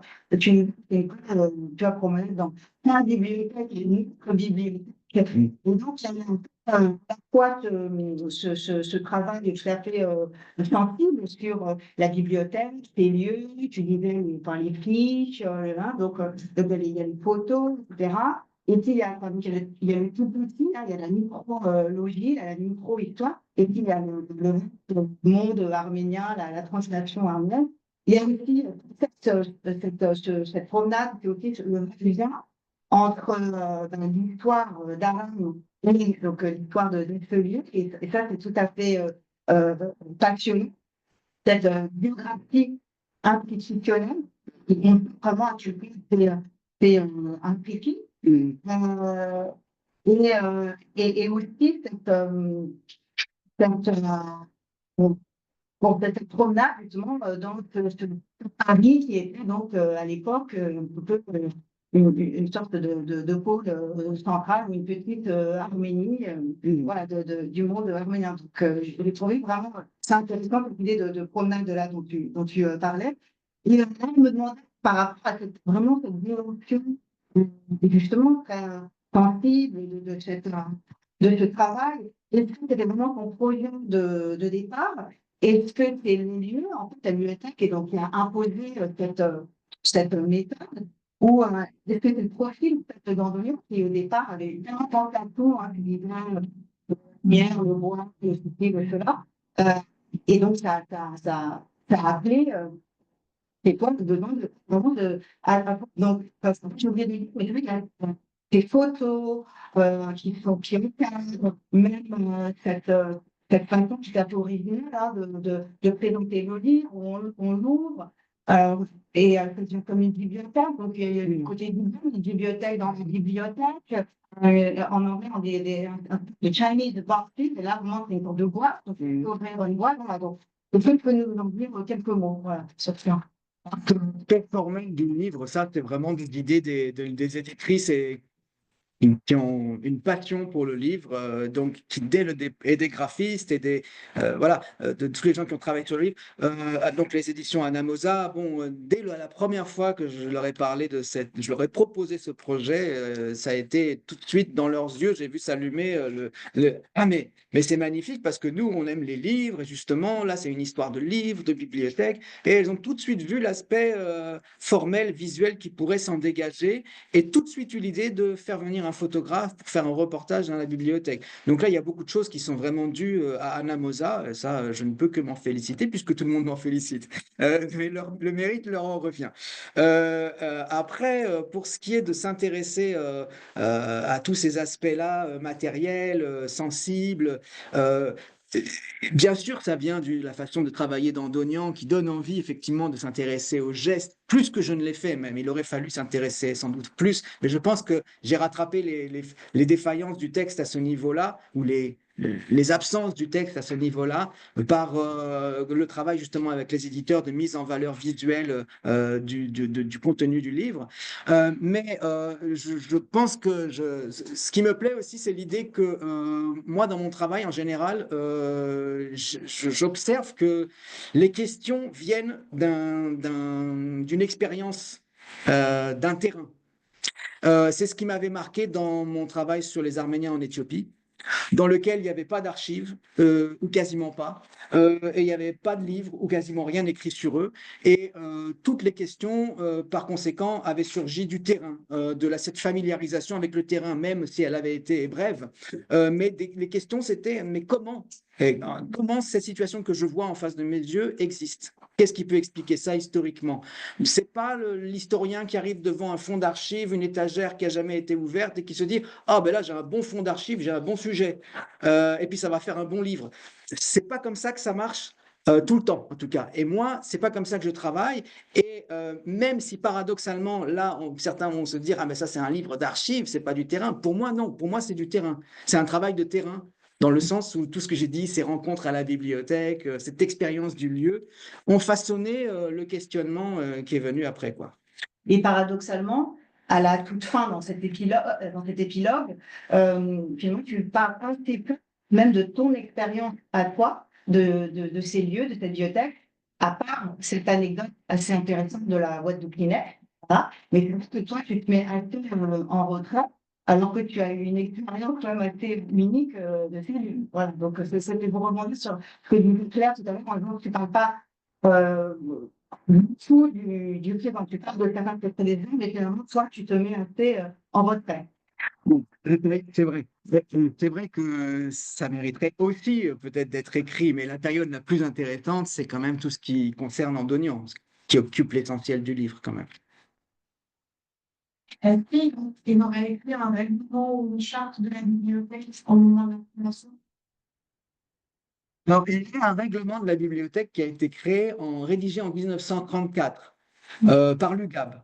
Il faut savoir que Andonian n'a jamais été le conservateur de la bibliothèque ni le directeur, il était le bibliothécaire. Et au-dessus de lui, il y avait un conservateur qui était un membre du conseil central de l'UGAB, qui ne touchait aucun livre.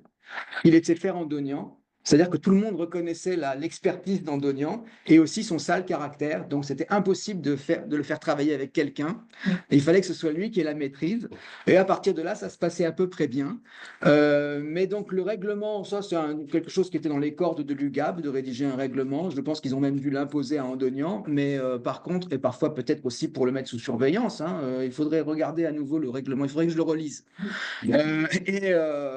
Et d'autre part, voilà, il y a le fait que lui, il a toujours été considéré comme une petite main, en fait, de l'UGAB, quoi. Pourquoi cette question, Agayané? Est-ce qu'il y avait un terme par rapport aux gens qui ça Oui. Alors, oui, il y avait bien sûr, il y avait un règlement, il y avait des horaires, et la bibliothèque, tenez-vous bien, était ouverte 3 après-midi par semaine. Alors, quand les gens se plaignent aujourd'hui, j'ai toujours la possibilité de leur expliquer que non, c'était pas mieux avant, contrairement à ce qu'on croit toujours. En revanche, pour ce qui est du prêt à domicile, c'est vrai que la bibliothèque ne fait plus de prêts. et que le prêt a existé. Mais il y a eu des ouvrages qui ont été empruntés qui n'ont pas été rendus. Les derniers qui ont emprunté des ouvrages qui ne les ont pas rendus sont des Allemands. Et depuis cette époque-là, on a arrêté le prêt. Alors, je plaisante parce qu'en fait, après la guerre, le prêt a repris. Et il a repris jusqu'au début des années 70. Et puis, toujours pour les mêmes raisons, hein, une difficulté à gérer le prêt des livres qui ne revenaient pas. On a les listes de ceux qui n'ont pas rendu leurs livres, d'ailleurs. Je les garde pour un jour où ça pourrait servir. Eh bien, oui, le prêt a été interrompu au début des années 70. Oui, oui. Et c'est vrai que, bon, dans l'état dans lequel on fonctionne aujourd'hui, ce serait compliqué de faire du prêt parce qu'il y a très peu de personnel à la bibliothèque. Vous avez devant vous l'essentiel du personnel de la bibliothèque. Bravo, bravo. Oui. Ben, il y a Claire, à qui tu donnes la parole? Bravo. À ceux qui n'ont pas encore pris la parole. Voilà, moi je veux bien tester. Ma question elle est brève. Elle est tournée vers l'avenir, en fait. Tu nous as parlé donc de la constitution de la création de cette bibliothèque. Mais comment est-ce que la bibliothèque va le virage technologique va aider à la numérisation, en ligne, est-ce que tu peux nous en parler un peu? Projet. D'autres questions? Pour l'instant, Non, mais cette question. Boris, est-ce que tu pourrais répéter les questions avant de répondre? Parce qu'en ligne, on ne les entend pas bien et je pense que sur Oui, l'enregistrement, il y aura ce problème. tout à fait. J'aurais dû y penser. Donc, il y avait une question sur les perspectives de virage technologique à la bibliothèque, notamment s'agissant de la numérisation et celle d'un catalogue en ligne accessible à tous et à toutes. Alors, pour ce qui est du catalogue, on y travaille vraiment en fait, sauf que c'est très long. Donc, Gaïané, ici présente, a participé. On travaille avec Shahan et Kalfa, Shahan Vidal-Goren et Kalfa depuis plusieurs années. On a travaillé avec plusieurs personnes qui ont. C'est un catalogue qui est en cours de numérisation, on va dire, mais on est au passage des corrections parce que l'informatique ne fait pas tout. Même quand il y a des petits génies derrière, il y a quand même besoin de correction par des cerveaux humains. Et étant donné le nombre de références qu'on a dans la bibliothèque, c'est très long. Moi, j'ai bon espoir que dans un avenir relativement proche, que ce soit faisable. C'est faisable, c'est le travail d'un an, pas plus. Hein. On pourrait avoir un catalogue en ligne d'ici un an, mais après, ou alors au moins partiellement en ligne, au moins une partie du catalogue. Disons que c'est en cours, c'est en cours. Pour ce qui est de la numérisation des collections, alors là, c'est un autre problème parce que ça requiert des investissements plus conséquents et on est à la recherche de sponsors, si possible publics. Il faut qu'on arrive à faire un montage. On a des pistes, mais le problème, c'est qu'on n'arrive pas à boucler le montage pour le moment. Voilà. Et puis, il y a tellement de possibilités, d'options qui sont envisageables en interne, en externe, avec tel ou tel partenaire. Enfin, ça change beaucoup les coûts et ça peut tout de suite prendre des proportions énormes si on envisage de numériser, par exemple, ne serait-ce que l'essentiel des archives. En fait, on ne pourra pas. Il faut qu'on fonctionne par tranche. Mais depuis le temps que je travaille sur cette question de la numérisation, je dois dire que c'est toujours sur la table, mais en attente. En attente. Est-ce qu'il y a des questions en ligne? Claire, il y a Claire qui souhaite intervenir. Oui. Micro. Il faut que tu mettes ton micro. Il faut que tu allumes ton micro. Oui, si personne d'autre ne veut intervenir. Non, je voulais juste dire deux choses. D'abord, je confirme que c'était pas mieux avant et que justement à l'époque du prédécesseur de Raymond, dont j'ai oublié le nom, mais enfin qui était un vieil Arménien d'Égypte, peu frustré, je pense. Non seulement il n'y avait pas de prêt à domicile, mais il y avait parfois pas de prêt sur place. Et donc, j'ai beaucoup souffert quand j'ai travaillé à l'époque sur ma maîtrise. Et après, pendant ma thèse, j'ai quasiment pas mis les pieds tellement ça avait été une expérience horrible. J'y suis revenue après, mais enfin, c'était compliqué, vraiment très, très compliqué. Donc ça, c'est une parenthèse. Non, je voulais poser une question sur les archives Nora Dungian.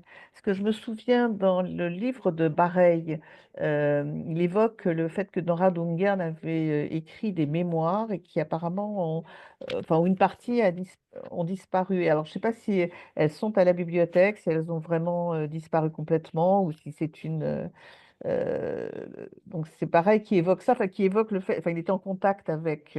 Il était présent à Constantinople, a été le précepteur dans une partie d'enfants du sultan. Enfin, on le doit beaucoup aussi sur le témoignage de cette époque.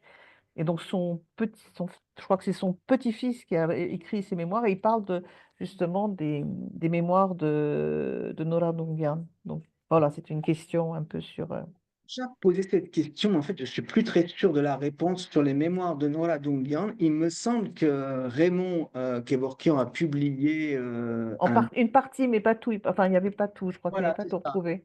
C'était une partie, il me semble, qui a été rédigée pas par Nora Dungian, mais par Andonian. C'est pas donc vraiment directement des mémoires de Nora Dungian, ou alors ça a été recopié par Andonian, je ne sais pas. Donc, j'ai pas la réponse à cette question. C'était une question sur la politique d'acquisition. Oui, politique d'acquisition, donc la bibliothèque continue à acheter des livres. Évidemment, elle ne peut pas tout acheter, elle a des moyens quand même limités, mais enfin, on a un petit budget, on peut acheter des livres, ce qui sort, quoi. On n'achète pas des livres anciens parce que c'est trop dispendieux. On achète enfin, je dis on, je choisis d'acheter généralement des livres qui ont trait à l'histoire contemporaine parce que la bibliothèque est quand même plutôt orientée par ses collections sur fin 18e, 19e, jusqu'au milieu du 20e siècle, hein. C'est ça le cœur de la bibliothèque. Donc voilà, mais après, tout ce qui est littérature en arménien, alors si c'est de la littérature arménienne occidentale, j'essaye d'acheter ce qui sort également, mais on ne peut pas tout acheter.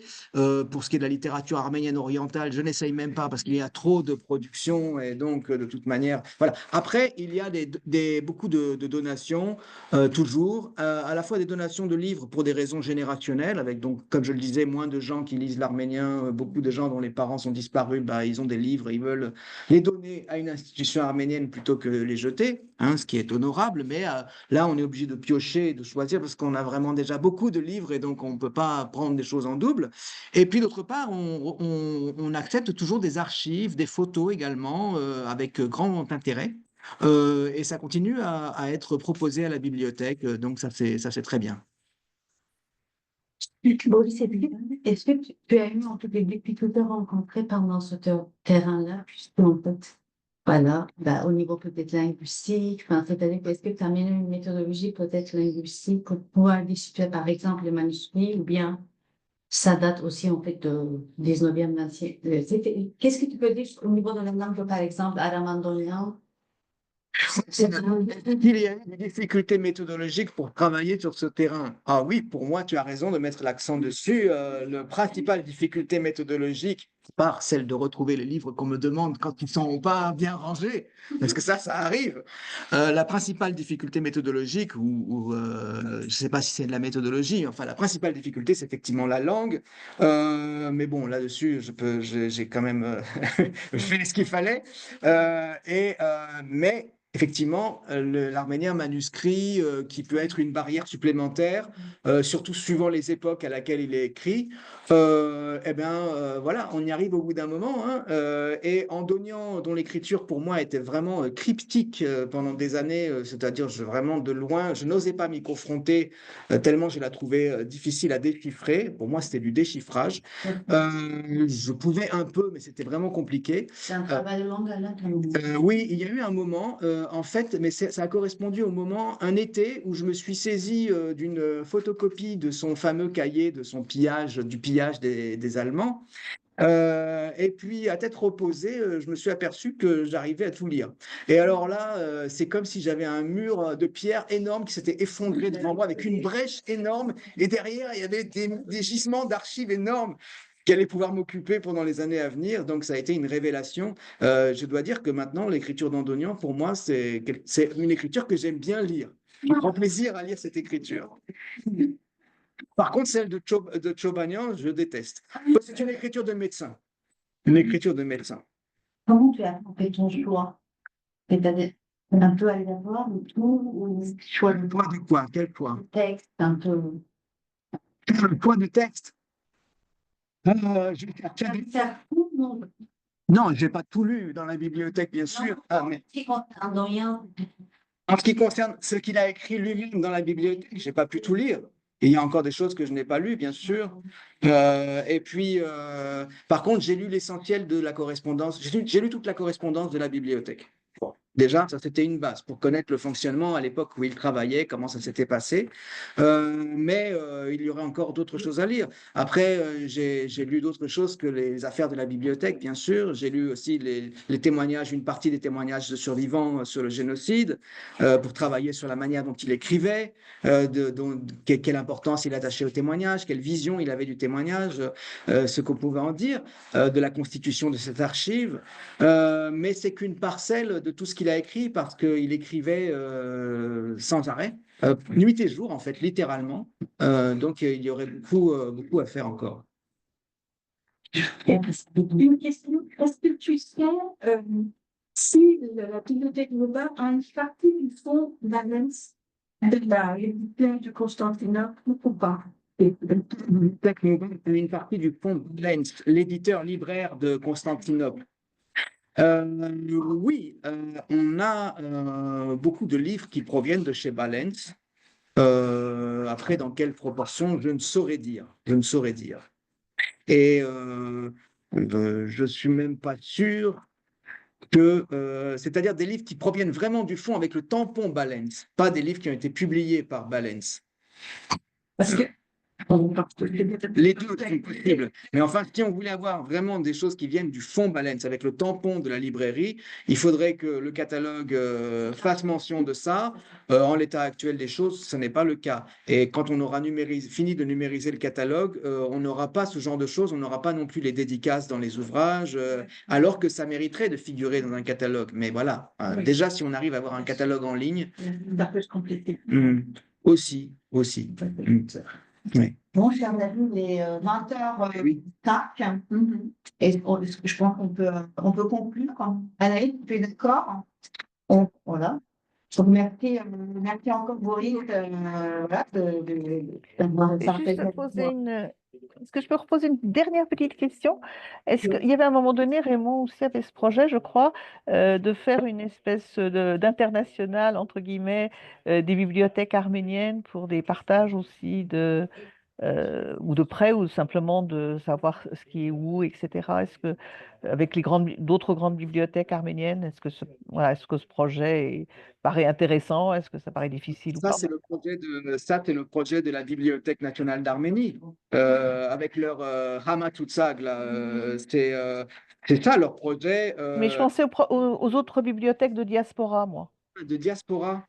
Parce, parce qu'il y en a quand même, il y a aussi des fonds, il y a des fonds en Roumanie, en Pologne, en Grèce, aux États-Unis, bien sûr, en Égypte. Donc, je pensais vraiment plutôt aux bibliothèques de diaspora. Non, je ne suis pas au courant de cette initiative. Il y a pas, je ne sais pas si c'était, on en avait parlé, ça n'a pas été vraiment lancé à une époque, mais voilà, ça pourrait être intéressant. Tout à fait. Non, je pense pas que peut-être ça a été une idée, Lancé comme ça. un projet, parce que je pense pas qu'il y ait eu le début d'une réalisation, une mise en œuvre. Mais ce serait tout à fait souhaitable. Oui. Oui, il y a une autre question. Mais en fait, tu travailles à mi-temps pour la numérisation. Oui, Voilà. la numérisation.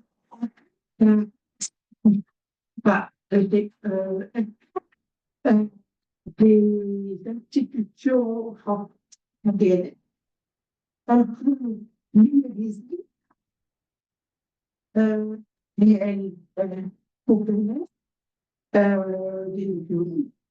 numériser. Oui, ils ont commencé par voler, donc ils ont encore intéressant. Non, c'est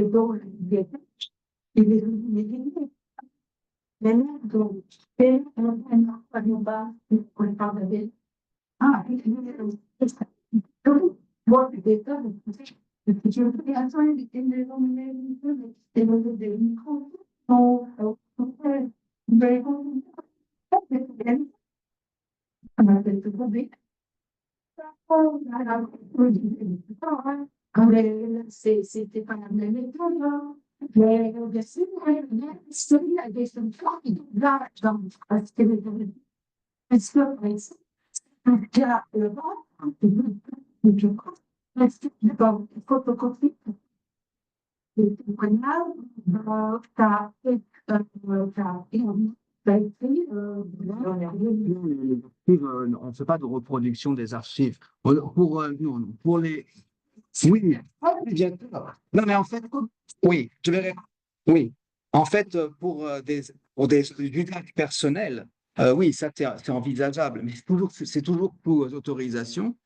Et puis, ce qu'on essaye d'éviter, enfin moi, ce que j'essaye d'éviter, c'est que la bibliothèque soit pillée, en fait, d'une autre forme de pillage et qu'on retrouve tout dans d'autres bibliothèques ou sur Internet. Après, c'est les chercheurs, on facilite leur travail. Si des chercheurs viennent, ils ont besoin de telle ou telle source pour un article, ou évidemment qu'on autorise une reproduction, mais à chaque fois, c'est avec contre l'engagement du chercheur qu'il s'en servira uniquement dans ce projet, qu'il ne partagera pas les documents. C'est pas comme si vous venez et que vous reproduisez avec votre appareil photo un journal ou un livre. Là, il n'y a pas de problème.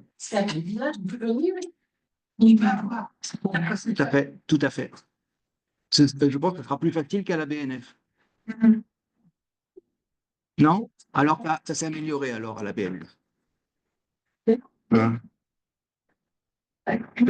C'est pas gratuit, tandis qu'à la BNF, c'est payant quand même, non?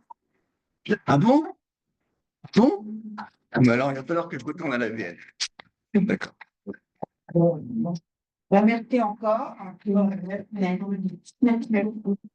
Merci à tous. Merci Boris. Merci beaucoup, Merci Boris. à- Merci à tous. Merci, Boris. à- Pour tout le travail Au revoir. que tu réalises.